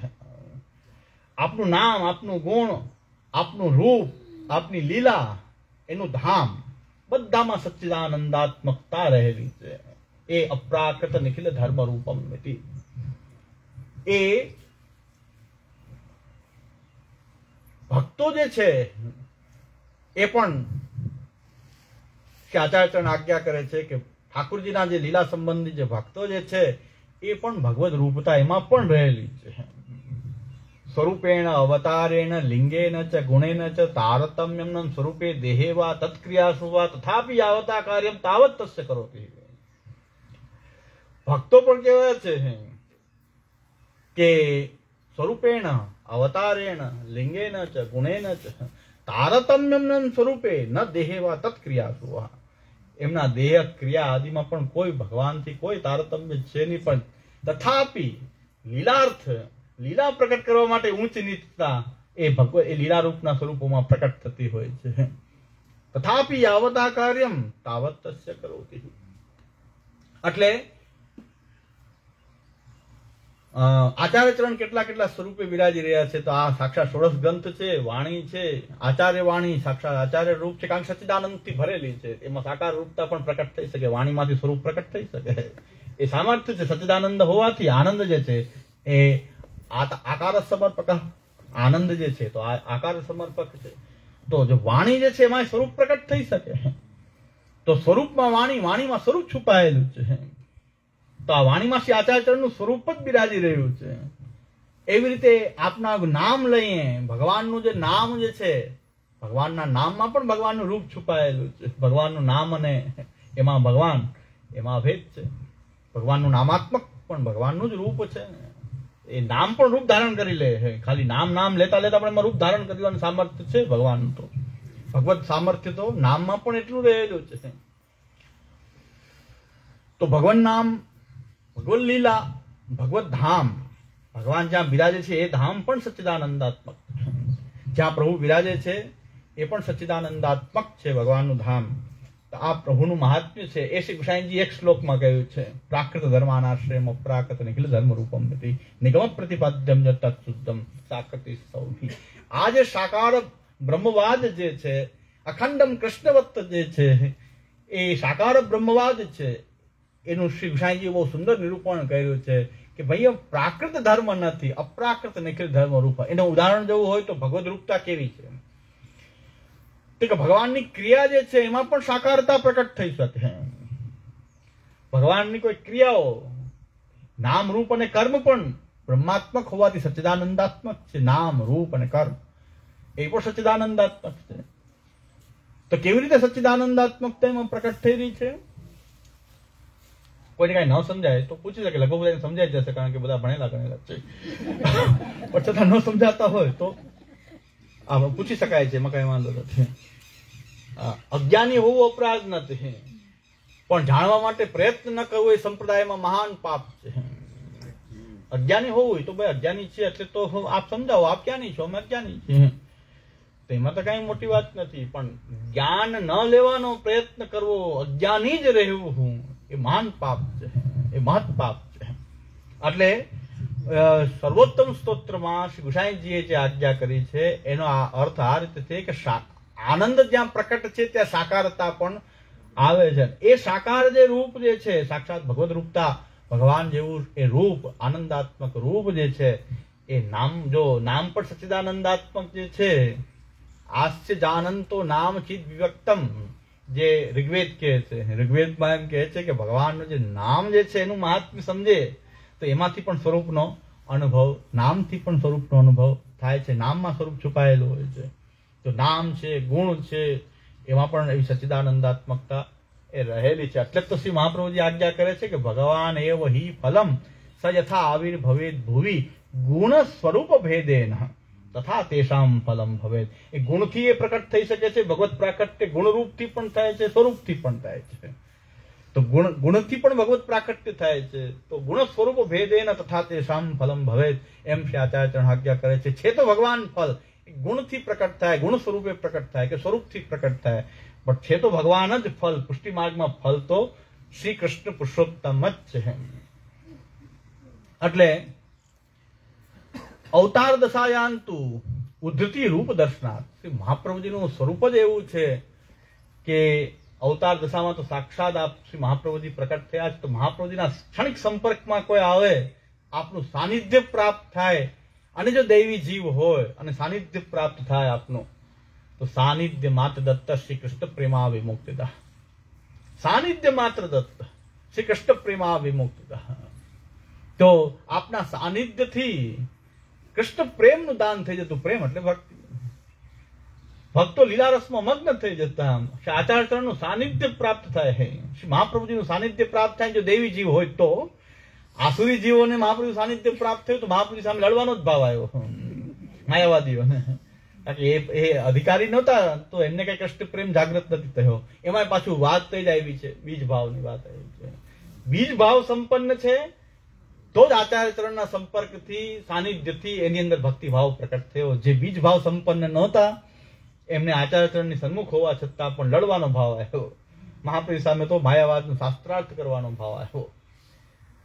એટલે આપણા આચાર્યચરણનું જયારે સ્વરૂપ પ્રકટ હતું, અને આચાર્યચરણની વિશેષતા શ્રી ગોપીનાથ પ્રભુચરણ આજ્ઞા કરે છે, શ્રી ગુસાઈજી આજ્ઞા કરે છે કે ક્વચિત પાંડિત્યમ જન્મ નિગમ ગતિ શાપી યદિ ન ક્રિયા સા શાપી સ્યાદ માર્ગે પરિચય યદિ સ્યાદ સોપી શ્રી વ્રજપતિ રતિ નેતિ નિખિલે ગુણેરण्य કોવા વિરસતિ વિના વલ્લભ વર માયાવાદી કરેન્દ્ર દર્પદલનેના સિંધુરાજોદ્યતા શ્રીમદ ભાગવતાખ દુર્લભ સુધા વર્ષેણ વેદોક્તિભિ રાધા વલ્લભ સેવયા તદુચિત્ત પ્રેમણોપદેશેરપી શ્રીમદ વલ્લભ નામધેય સદૃશો ન ભાવિન ભૂતો.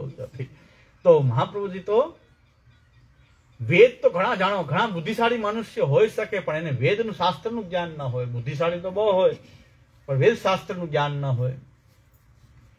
કોઈ વેદ શાસ્ત્રનું જ્ઞાન હોય તો નિગમ ગતિ સાપી યદિ ન ક્રિયા.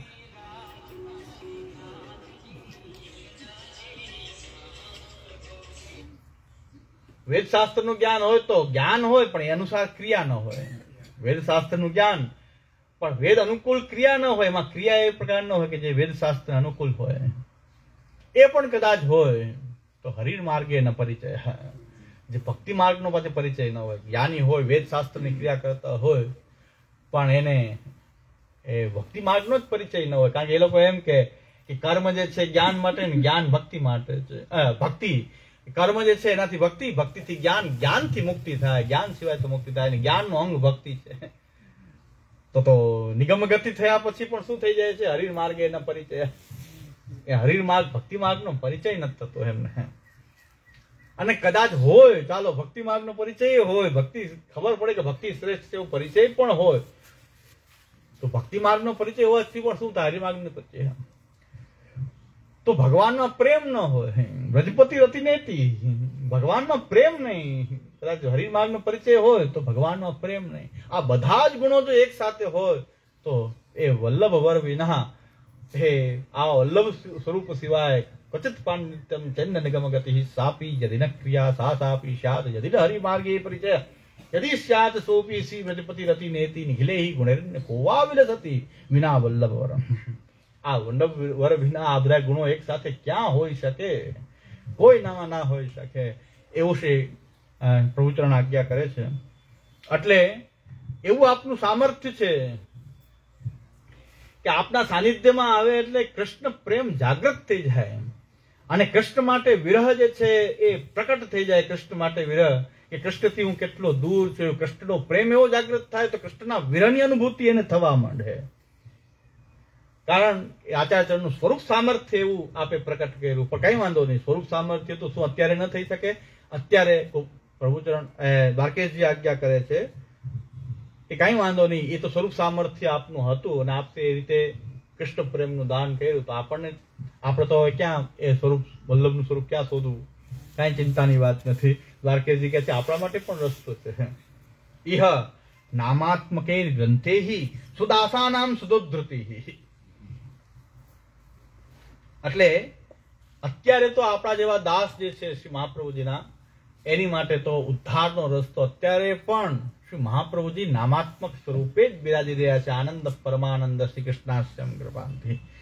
એ જે આનંદ પરમાનંદ રૂપ જે છે કૃષ્ણના મુખારવિંદ સ્વરૂપ, એમની આ જે વાણી છે, કારણ કે એની કર્મ ક્રિયા એ પણ સચ્ચિદાનંદાત્મક જ હોય, અલૌકિક હોય. ભગવાનની વાણી જે છે એ પણ સાક્ષાત સ્વરૂપાત્મક જ હોય છે. જેમ કે ભગવાન હાસ્ય કરે તો રામાવતાર પ્રકટ થઈ જાય. રામાવતાર ભગવાનના હાસ્યનું સ્વરૂપ છે. ભગવાનની ક્ષુદ્ર ઘંટિકા જે છે વામનજીનું સ્વરૂપ છે. ભગવાનનું કૌસ્તુભ મણિ ધારણ કરેલું છે નરસિંહ અવતારનું સ્વરૂપ છે. તો ભગવાનના આભરણો પણ બધા આવા દિવ્ય સ્વરૂપાત્મક સચ્ચિદાનંદાત્મક સાક્ષાત અવતાર રૂપો જે છે એ ભગવાનના આભૂષણોમાં બિરાજતા હોય છે. ભગવાન હાસ્ય કરે તો રામચંદ્રજી સાક્ષાત મરેલા પુરુષોત્તમ રામચંદ્રજી ભગવાનના હાસ્યનો અવતાર છે. કૃષ્ણનું હાસ્ય જે છે એ રામચંદ્રજી રૂપે પ્રકટ થઈ છે. કારણ કે આપ પુરુષોત્તમ છો, પુરુષોત્તમ છો, હસો તો રામચંદ્રજી પ્રકટ થવા જોઈએ. તો કોઈ અમે પુરુષોત્તમ, કોઈ બાલક કહેતા હોય કે અમે પુરુષોત્તમ છીએ, પુરુષોત્તમ છીએ, તો હસો તો રામચંદ્રજી પ્રકટ થવા જોઈએ. હસો ચાલો. આખો દી હી હી કરો છો કે રામચંદ્રજી પ્રકટ થતા નથી, તો સેના પુરુષોત્તમ છો તમે? આ કયો ભ્રમ તમે પાડીને બેઠા છો કે અમે પુરુષોત્તમ છીએ? પુરુષોત્તમ તો હાસ્ય કરે તો રામચંદ્રજી પ્રકટ થઈ જાય, એવું આપનું હાસ્ય હોય છે. તો એ જન્મ કર્મ ચ મે દિવ્યમ એવમ યો વેત્તિ તત્વતઃ ત્યક્ત્વા દેહમ પુનર્જન્મ નૈતિ મામેતિ સોર્જુન. ભગવાન કહે છે મને પ્રાપ્ત કરવો તો બહુ સહેલો છે, બહુ સહેલો ઉપાય. ભગવાન ગીતાજીમાં બતાવે છે કે મને પ્રાપ્ત કરવાનો બહુ સહેલો ઉપાય છે. અર્જુનને ભગવાન કહે છે કે જન્મ કર્મ છે મે દિવ્યમ, મારો જન્મ અને મારા બધા કર્મોને તું લૌકિક પ્રાકૃત નહીં કે દિવ્ય માન. મારો જન્મ કઈ તમારા સામાન્ય મનુષ્યની જેમ મારો જન્મ નથી કે હું નંદરાયજી, વસુદેવજી, દેવકીજીના સામાન્ય કોઈ માતા પિતાનું કોઈ સંતાન નથી. જન્મ કર્મ છે મેં દિવ્યમ, એવમ યો વેતિ તત્વતઃ, તું શાસ્ત્રથી તત્વથી બરાબર જાણી લે કે મારા જન્મ અને મારા કાર્યો લૌકિક જેવા હોય છે પણ લૌકિક નથી. લૌકિક જેવા લાગે આપણને કે ઠાકોરજી જૈનમાં અને રમતા હતા, માકોડિયા ભેર ચાલતા હતા, માખણ માટે રડતા હતા, પછી એ પ્રકારના જે ભગવાન કહે છે કે મારું કર્મ તમને લૌકિક જેવું લાગશે, ભૂખ લાગે ને તરસ લાગે, લૌકિક જેવું લાગે છે પણ લૌકિક નથી, એ સમજી લેજો. મારા બધા જ કર્મોને તું અલૌકિક કે દિવ્ય માન, મારા જન્મને તું દિવ્ય માન અને કર્મને પણ દિવ્ય માન, આટલું તો તે સમજી લીધું તો ત્યક્ત્વા દેહમ પુનર્જન્મ નૈતિ મામેતિ સોર્જુન. પણ નહીં માની શકો તો ભગવાન કહે છે તો મારી કૃપા વિના આવું એમાં કોઈ નહીં લાગે. બધા શંકા જ કરે, ભગવાનના એ ચરિત્રમાં શંકા જ થયા કરે, અસંભાવના વિપરીત ભાવના થયા કરે. એટલે એ જન્મ કર્મને જો દિવ્ય માનો, બસ એટલું માની લે તમે કે જન્મ કર્મ દિવ્ય છે તો તમે મને જ પ્રાપ્ત થશો, તો નૈતિ મામેતિ સોર્જુન, તું મને જ પ્રાપ્ત થાય છે, એમાં કોઈ સંશય નથી. પણ આટલું જીવનભર ટકાવી રાખે કે ભગવાન કૃષ્ણ સાક્ષાત પૂર્ણ પુરુષોત્તમ, એનું જન્મ પણ દિવ્ય છે, કર્મ પણ દિવ્ય છે, ભગવાનના બધા કર્મો દિવ્ય છે, એનું આપે પ્રૂફ આપેલું છે. દરેક વસ્તુમાં ભગવાને લીલા કરતા હતા. કોઈ સામાન્ય બાલક ન માની એટલે વચ્ચે વચ્ચે કંઈક થોડુંક મહાત્મ્ય પણ બતાવી દેતા હતા. સખત ભજન કરી નાખે, પૂતનાને મારી દે, ત્યારે જાઓ સામાન્ય બાલક આવું ના કરી શકે. કંઈક મહાત્મ્ય ભગવાન પ્રકટ કરતા, આવા ચરિત્ર પ્રકટ કરતા કે સામાન્ય બાલક માનીને મને કોઈ એ માનશે તો ઉદ્ધાર નહીં થાય. જન્મ કર્મને દિવ્યતા તો બતાવવી પડશે. તો ભગવાન વચ્ચે વચ્ચે કંઈક અસુરોને મારી દેતા. હા, એટલે કંઈક નાનું બાલકે આવું કામ કરી શકે, ત્યારે બધા એમ થાય કે નહીં નહીં, આ તો સાક્ષાત ભગવાન છે. એટલે એ ભગવાન જે છે, મારા કર્મો જે છે, જન્મ કર્મ છે મેં દિવ્યમ. અત્યારે એક જે લોકો જે છે, એક સ્પેશિયલ લોકો છે કે સતત એવી ચેનલો ચલાવી રહ્યા છે કે એમાં આપણા દેવી દેવતા અને આપણા શાસ્ત્રોમાં કેવા ગપોટા મારેલા છે એ જ બતાવીને એમ કહે છે કે આ હિન્દુ ધર્મ જ આખો બ્રાહ્મણોએ ઊભો કરેલો, પોતાની ઉદર પોષણ માટેનો આ ધર્મ છે. હા, બ્રાહ્મણોએ બધું આ ઊભું કરેલું છે.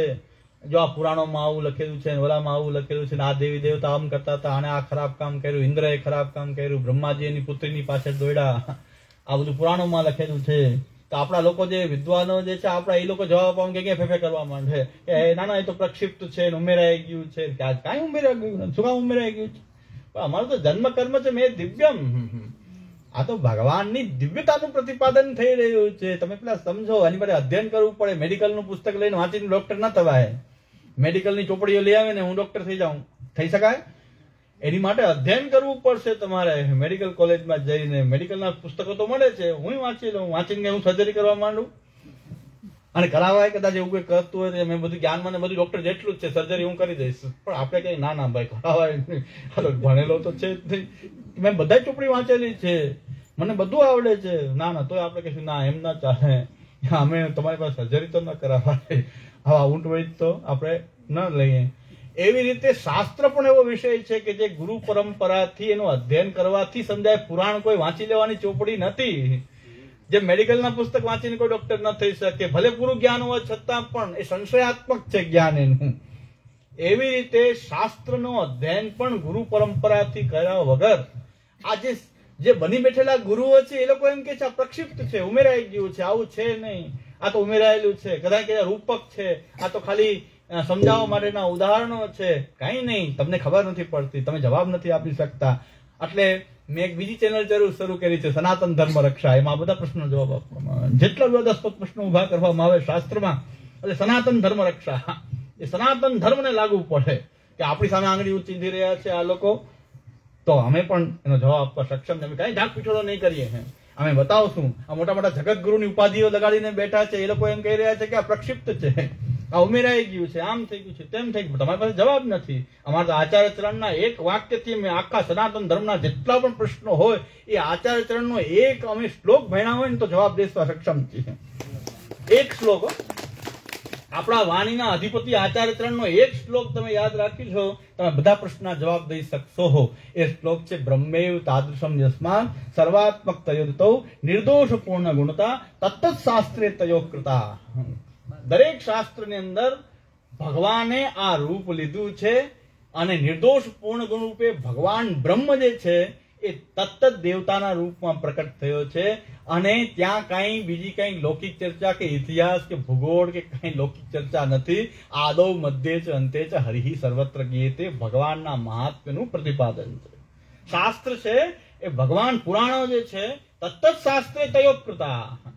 તો એ રીતે આ જો વ્યવસ્થિત પચાવી લેવામાં આવે ને આ લાઈન મહાપ્રભુજીની, તો દરેક શાસ્ત્રની વિસંગતિઓ જે કોઈ બતાવતું હોય, કારણ કે એમ કે છે કે એક શાસ્ત્રમાં આ ભગવાન છે, એક શાસ્ત્રમાં આ ભગવાન છે, એક શાસ્ત્રમાં આ ભગવાન, તો ભગવાન છે કેટલા?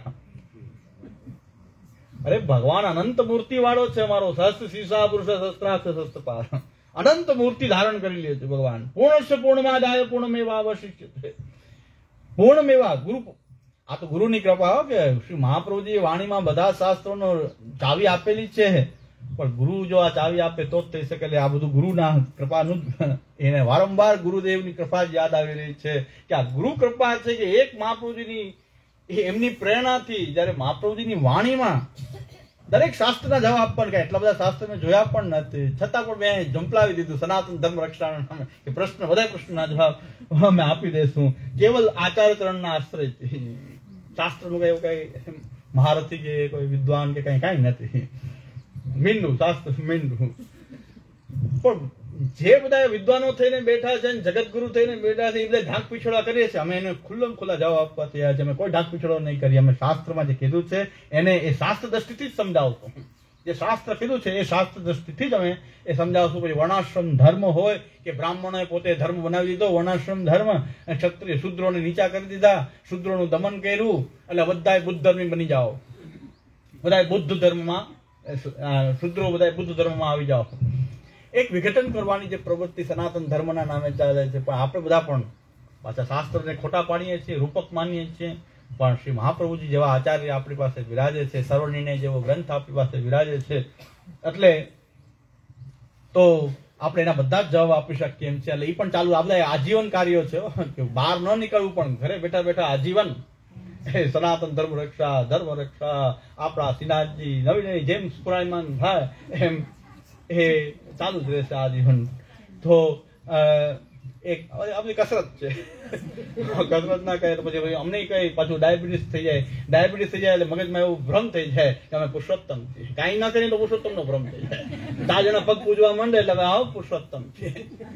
પણ આ જો શાસ્ત્ર નું મંથન કર્યા કરે તો પુરુષોત્તમ બુદ્ધિ નીકળી જાય. ખાલી નામના જ પુરુષોત્તમ છે. જટાશંકર ઉપર ગગન વિશાલ નામ હોય જટાશંકર, પણ એક વાળ ન હોય. અમારે એક મુખિયાજી હતા, નામ જટાશંકર, વાળ એક નહીં. એટલે મારું તો કુદરતી નામ પુરુષોત્તમ, પણ હવે ઉપર ગગન વિશાલ તાલિયા એવું છે.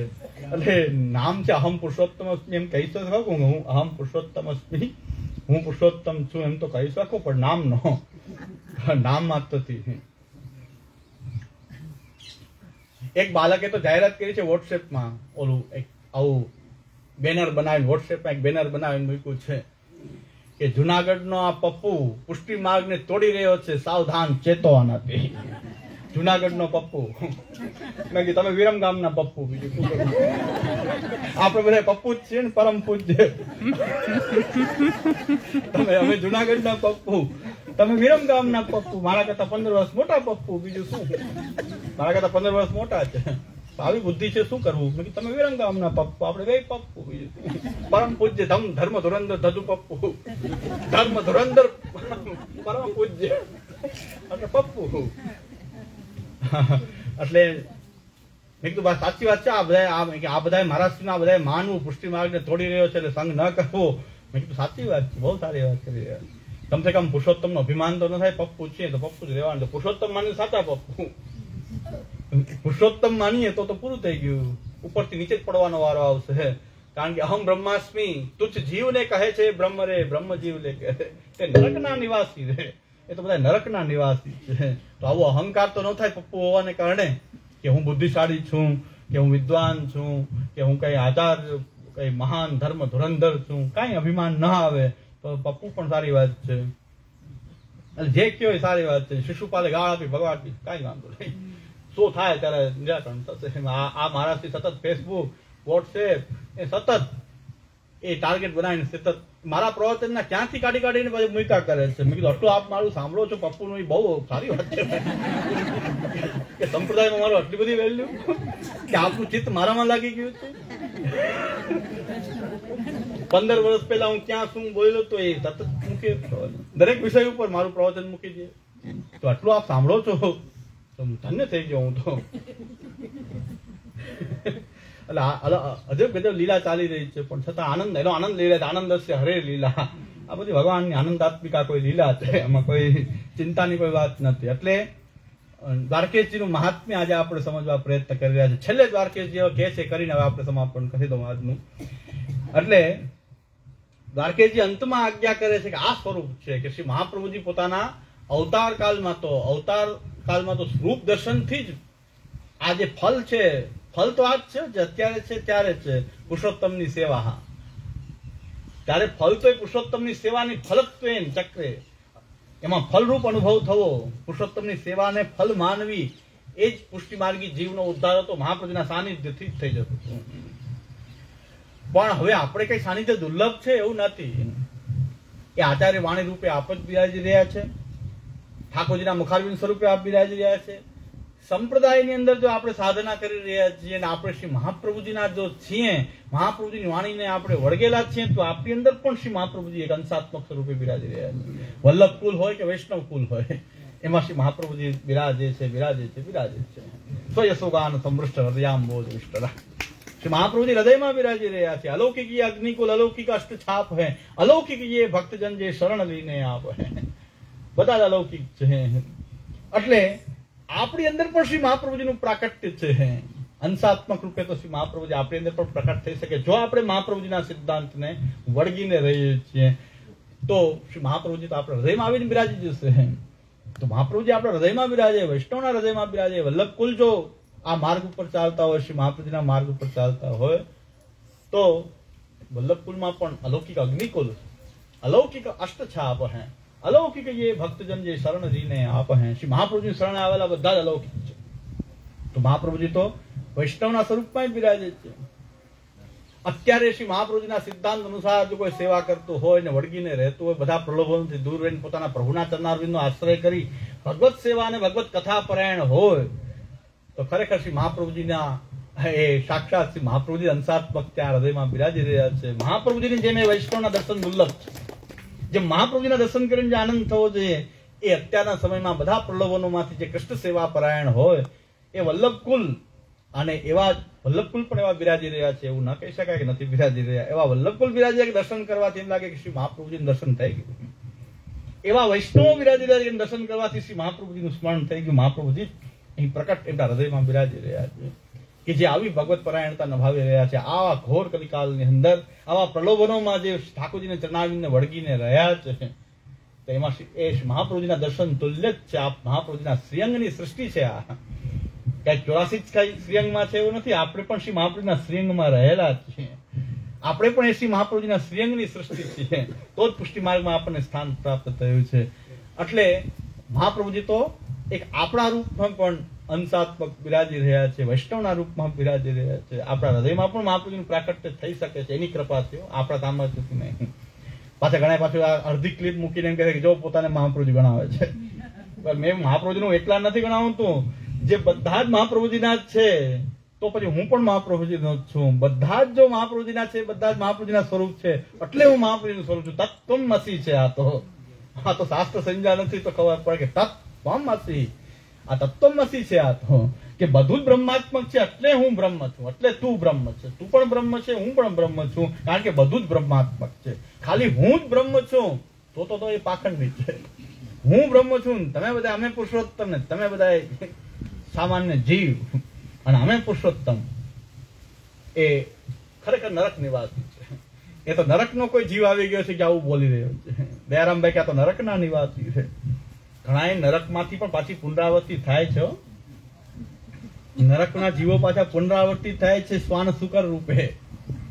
એટલે નરક જીવો પાછા આવું કહે છે કે અમે પુરુષોત્તમ છીએ. ભાઈ નરકમાંથી આવી જાય છે. એટલે ગમે ત્યાં જન્મ લઈ શકે. વલ્લભ કુલમાં જન્મ લઈ શકે, વૈષ્ણવ કુલમાં જન્મ લઈ શકે, એવું કઈ નથી. વલ્લભ કુલમાં બધા અલૌકિક જ જન્મ લે એવું નથી, કારણ કે મહાપ્રભુજી ના પાડે છે. જો દેવ દ્રવ્ય ખાય ગો મેરો નાહી કહાવે ગો. શું કામ કે છે? યદા બહિર્મુખાયુમ ભવિષ્ય કથન કોને કહે છે? વલ્લભકુલ ને જ કહે છે. અને જો દેવ દ્રવ્ય ખાય ગો તો મહાપ્રભુજી કહે છે કે મારા નથી. આગળ શ્રી મહાપ્રભુજી આજ્ઞા કરે છે કે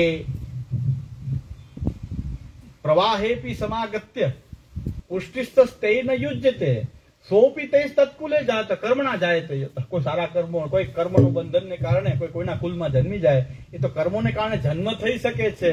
પ્રવાહમાં પુષ્ટિજીવનો પુષ્ટિકુલમાં પ્રવાહનો એ જીવો આ રીતે જન્મ તો લઈ શકે છે. પ્રવાહી જીવ કોઈ પુષ્ટિકુલમાં આવી શકે છે. અને હિરણ્યકશિપુ ત્યાં પણ પ્રહલાદનો જન્મ થઈ શકે છે. આવી ભગવદ લીલા છે. એમાં કોઈ બંધન નથી. શ્રી પુરુષોત્તમની સ્વતંત્ર ક્રીડા છે. સ્વતંત્રતામાં કઈ બંધન ન કહી શકાય કે પુષ્ટિ કુલની અંદર પ્રવાહી જીવ કેમ આવ્યો, આપણે તો વૈષ્ણવ હતા આવો પ્રવાહી કેમ આવ્યો, આ વલ્લભ કુલમાં કોઈ પ્રવાહી કેમ જન્મ લઈ લીધો, બધું થઈ શકે. એટલે એ બહુ મહત્વનો વિષય નથી. મહત્વનો વિષય છે કે આપણે જો દૈવી છીએ તો આપણી અંદર દૈવી ભાવો જ હોવા જોઈએ. કૃષ્ણ સેવાના, કૃષ્ણ કથાના ભાવો ભરાયેલા હોવા જોઈએ. અને કૃષ્ણ સેવા, કૃષ્ણ કથામય આપણું જીવન હોવું જોઈએ. એટલે શ્રી મહાપ્રભુજીના સ્વરૂપો તો વૈષ્ણવ પણ છે અને વલ્લભકુલ પણ છે. જો શ્રી આચાર્ય ચરણને એ વરેલા છે, એમના ચરણારવિંદ જે પકડા છે, તો આપણી જે કૃષ્ણ સેવા જે છે એ સાક્ષાત શ્રી આચાર્ય ચરણનું સ્વરૂપ છે. કૃષ્ણ સેવા, આપણે જે સેવાની જે સેવા કરી રહ્યા છીએ એ શ્રી આચાર્ય ચરણનું સ્વરૂપ છે. આનંદૈક સ્વરૂપા તદભૂ અદભુત કૃષ્ણ સેવા રસાબ્ધિ. અરે આનંદ જે છે, આનંદ રૂપ આચાર્ય ચરણ છે, એ આચાર્ય ચરણ માંથી આ કૃષ્ણ સેવાનો સાગર પ્રકટ થયો છે, એટલે દ્રવિત થયો છે આનંદ. મહાપ્રભુજીને એક દ્રવિત થયેલું આ રૂપ છે કૃષ્ણ સેવા. આ કૃષ્ણ સેવા કરી એટલે મહાપ્રભુજીના શ્રીઅંગમાં આપણે છીએ જો કૃષ્ણ સેવા કરીએ છીએ. આનંદૈક સ્વરૂપા તદિભૂ અદભુત કૃષ્ણ સેવા રસાબ્ધિ ચાનંદૈક સ્વરૂપસ્ત અખિલભૂતમ હેતુ સામ્યમ હે કાર્ય સ્વામિન શ્રી વલ્લભાગ્ને ક્ષણમપી ભવત સન્નિધાને કૃપાત પ્રાણ પ્રેષ્ઠ વૃદ્ધાધીશ્વર વદંતિ દક્ષાદિતાપો જનેસુ. એ મહાપ્રભુજીના સાનિધ્યમાં કોઈ આવે તો કૃષ્ણ વૃદ્ધાધીશ્વરને દર્શન કરવાની તાપ જે છે વધારે વધી જાય છે. તચિત્ર મેતદ. આ તો આશ્ચર્યની વાત છે કે સન્મુખ આવવાથી તાપ ઘટવો જોઈએ કે મહાપ્રભુ સન્મુખ આવી ગયા શાંતિ થઈ ગઈ. નહીં, વધી જાય છે તાપ કે ક્યારે મને કૃષ્ણની સેવા પ્રાપ્ત થાય, કૃષ્ણની લીલાઓનો અનુભૂતિ મને ક્યારે થાય. મહાપ્રભુના કોઈ સાનિધ્યમાં આવે તો એવો તાપ લાગે શ્રી આચાર્ય ચરણનો કે એના હૃદયમાં કૃષ્ણ માટેનો તાપ એ પ્રકટ થઈ જાય. એવું રૂપ શ્રી આચાર્ય ચરણનું છે. એવા કૃષ્ણના મુખારવિંદ સ્વરૂપ કૃષ્ણમય આચાર્ય ચરણ છે. એટલે એ આચાર્ય ચરણનું સ્વરૂપ આ કૃષ્ણ સેવા છે. કૃષ્ણ સેવાને આપણે એ રીતે નથી જોઈ કે આચાર્ય ચરણનું આ સ્વરૂપ છે. આ કૃષ્ણ સેવા એ આચાર્ય ચરણના સ્વરૂપમાંથી પ્રકટ થઈ છે. હેતુ સામ્યમ હિ કાર્ય છે. એટલે આ કૃષ્ણ સેવાના રૂપમાં પણ શ્રી આચાર્ય ચરણ બિરાજે છે. અને જે ઠાકુરજી આપણને પધરાવવામાં આવી રહ્યા છે, ઠાકુરજીનું જે સ્વરૂપ જે છે એ પણ આચાર્ય ચરણ પોતે જ છે. કેવી રીતે? એનું ભાવાત્મક છે આ રૂપ. આચાર્ય ચરણના ભાવાત્મક રૂપની સેવા કરી રહ્યા છીએ. તો આપશ્રીના જે હૃદયમાં બિરાજે છે મારું સર્વસ્વ, એટલે બધું આવી ગયું, એટલે હું પોતે જ આવી ગયો. સર્વસ્વ મેરો સર્વસ્વ દેતો. તો આચાર્ય ચરણ જયારે સ્વરૂપ પધરાવ્યું છે ત્યારે પોતાનું એ ભાવાત્મક રૂપ માને કે હું જેને ભાવન કરી રહ્યો છું, જે સ્વરૂપનું ચિંતન કરી રહ્યો છું, નમામિ હૃદય છે લીલાક્ષિરાબ્દિ. એક લીલા નહીં અનેક લીલાઓમાં જે વિહાર કરેલો મારો જે આ સ્વામી છે ઠાકોરજી, એ ઠાકોરજી હું તમને આપી રહ્યો છું. ત્યારે મારું સર્વસ્વ મેં તમને આપી દીધું ઠાકોરજીના રૂપમાં. તો ઠાકોરજીમાં જ શ્રી મહાપ્રભુજી પણ આપ બિરાજી રહ્યા છે. આપણા ઠાકોરજી કૃષ્ણનું એ સ્વરૂપ જે છે એ ખાલી કૃષ્ણ સ્વરૂપ નહીં પણ આચાર્ય ચરણના ભાવથી ભાવિત રૂપ છે. એટલે આચાર્ય ચરણની કાનીથી એ સેવા અંગીકાર એક કરે છે. આચાર્ય ચરણના હૃદયમાં બિરાજતું સ્વરૂપ પ્રકટ થયું છે એટલે ભાવાત્મક સર્વસ્વ છે. તો આપણા ઠાકોરજી અને મહાપ્રભુજીમાં જય તૈ તૈ કછું ન સંદેહ. રૂપ એવું એક તે ભિન્ન થઈ વિસ્તરે વિવિધ લીલા કરે ભજન સાર. એટલે આચાર્ય ચરણનું સાનિધ્ય આપણને પણ છે. એટલે હવે આપણે જો દૈવી જીવ, હવે સવાલ એ છે કે આ બધી અનુભૂતિ નથી થતી એનું કારણ કે આપણે દૈવી છીએ કે નહીં એ આગળ વિચાર કરશું. પણ છેલ્લે દ્વારકેશજી એમ આજ્ઞા કરે છે તસ્માત સર્વ પ્રયત્નેન દૈવૈ કર્તવ્યમેવ સેવનમ શ્રી વજેસસ્ય તદ ગ્રંથાનાં ચ પાઠનમ. દૈવી જીવ જો આપણે હોઈએ તો આપણે હવે બીજું કંઈ કરવાનું આવતું નથી. એ આ ગ્રંથોનો પાઠ કરવો અને આપણા ઘરમાં બિરાજતા જે ઠાકોરજી છે એ તસ્માત સર્વ પ્રયત્ન, આપણો બધો જ પ્રયત્ન ખાલી આ બે વસ્તુમાં જ હોવો જોઈએ. તસ્માત સર્વ પ્રયત્ન દૈવેહી કર્તવ્યમેવહી સેવનમ શ્રી વ્રજેશસ્ય તદ્ગ્રંથાનાં ચ પાઠનમ. વ્રજેશ છે આપણા ઘરમાં બિરાજતો વ્રજનો અધિપતિ આપણા ઘરમાં બિરાજી રહ્યો છે, એમની સેવા કરવી, એ પણ આચાર્ય ચરણે બતાવેલી રીત અનુસાર, અને આચાર્ય ચરણના ગ્રંથોનો પાઠ કરવો. આ જ દૈવી જીવોને બે જ કર્તવ્ય પ્રાપ્ત છે. બીજા બધા જ ઉત્પાદ આપણે કરી રહ્યા છીએ, બે જ નથી કરી રહ્યા. આના સિવાય બધા ઉત્પાદ કરી રહ્યા છે, બધા ઉદ્યમો કરી રહ્યા છે, તોફાન કરી રહ્યા છીએ આપણે, પણ આ બે વસ્તુ કરી રહ્યા. આ બધી કરો છતાં આ બે કરી અને બધું કરો. પેલા બે પ્રધાન હોય પછી બધું કરો. કેટલ કેમ કરો, ગૌશાળા કરો, દવાખાના ચલાવો, વિદ્યાધામ ચલાવો, સ્કૂલ ચલાવો, કોલેજ ચલાવો, બધી છૂટ છે. રક્તના કેમ કરો, ડોનેશન કેમ કરો, ગમે કરો, પણ સેવનમ વ્રજેશસ્ય તદ્ગ્રંથાનાં ચ પાઠનમ. પેલા સર્વ પ્રયત્ન પૂર્વક આ કરવું જોઈએ. ત્યાર પછી આપણી જે કઈ લૌકિક એક્ટિવિટી જે કઈ હોય, સામાજિક કોઈ વસ્તુનો નિષેધ નથી, સામાજિક આપણી દેશની, દેશ સેવાની, રાષ્ટ્ર સેવાની જે કઈ પ્રવૃત્તિ છે, પણ આ ભૂલ્યા વગર તસ્માત સર્વ પ્રયત્ન દૈવેહી કર્તવ્યમેવહી સેવનમ શ્રી વ્રજેશસ્ય તદ્ગ્રંથાનાં ચ પાઠનમ. તો આપણો આ ષોડશ ગ્રંથ આ વસ્તુ કહેવા માંગી રહ્યા છે શ્રી આચાર્ય ચરણ. આવી એક પ્રક્રિયા ઉદ્ધારની શ્રી મહાપ્રભુજીએ વિચારી છે, અને એ પ્રક્રિયાનું દાન ભગવાને કરેલું છે. દયા નિજ મહાત્મ્યમ કરિષ્યન પ્રકટમ હરિ વાણ્યા સાધુ. હવે આગળ હજી કાલે આપણે પ્રશ્ન હોય તો પૂછી શકો છો, આગળ પ્રશ્નો પણ લેશો. જડૈન ચરણન કેરો ભરોસો, જડૈન ચરણ શ્રી વલ્લભન ચંદ્ર ચલાવીન સબ જગમાં જય દેવ ભરોસો. જડૈન ચરણ સાધન ઓર નહીં આઈ, સાસુ सूर कहा गए दिविधया बिना मोह को चेरो भरोसो. हृदय चरणन केरो भरोसो. श्री वल्लभा, श्री गोपीनाथ जी, श्री गोसाई जी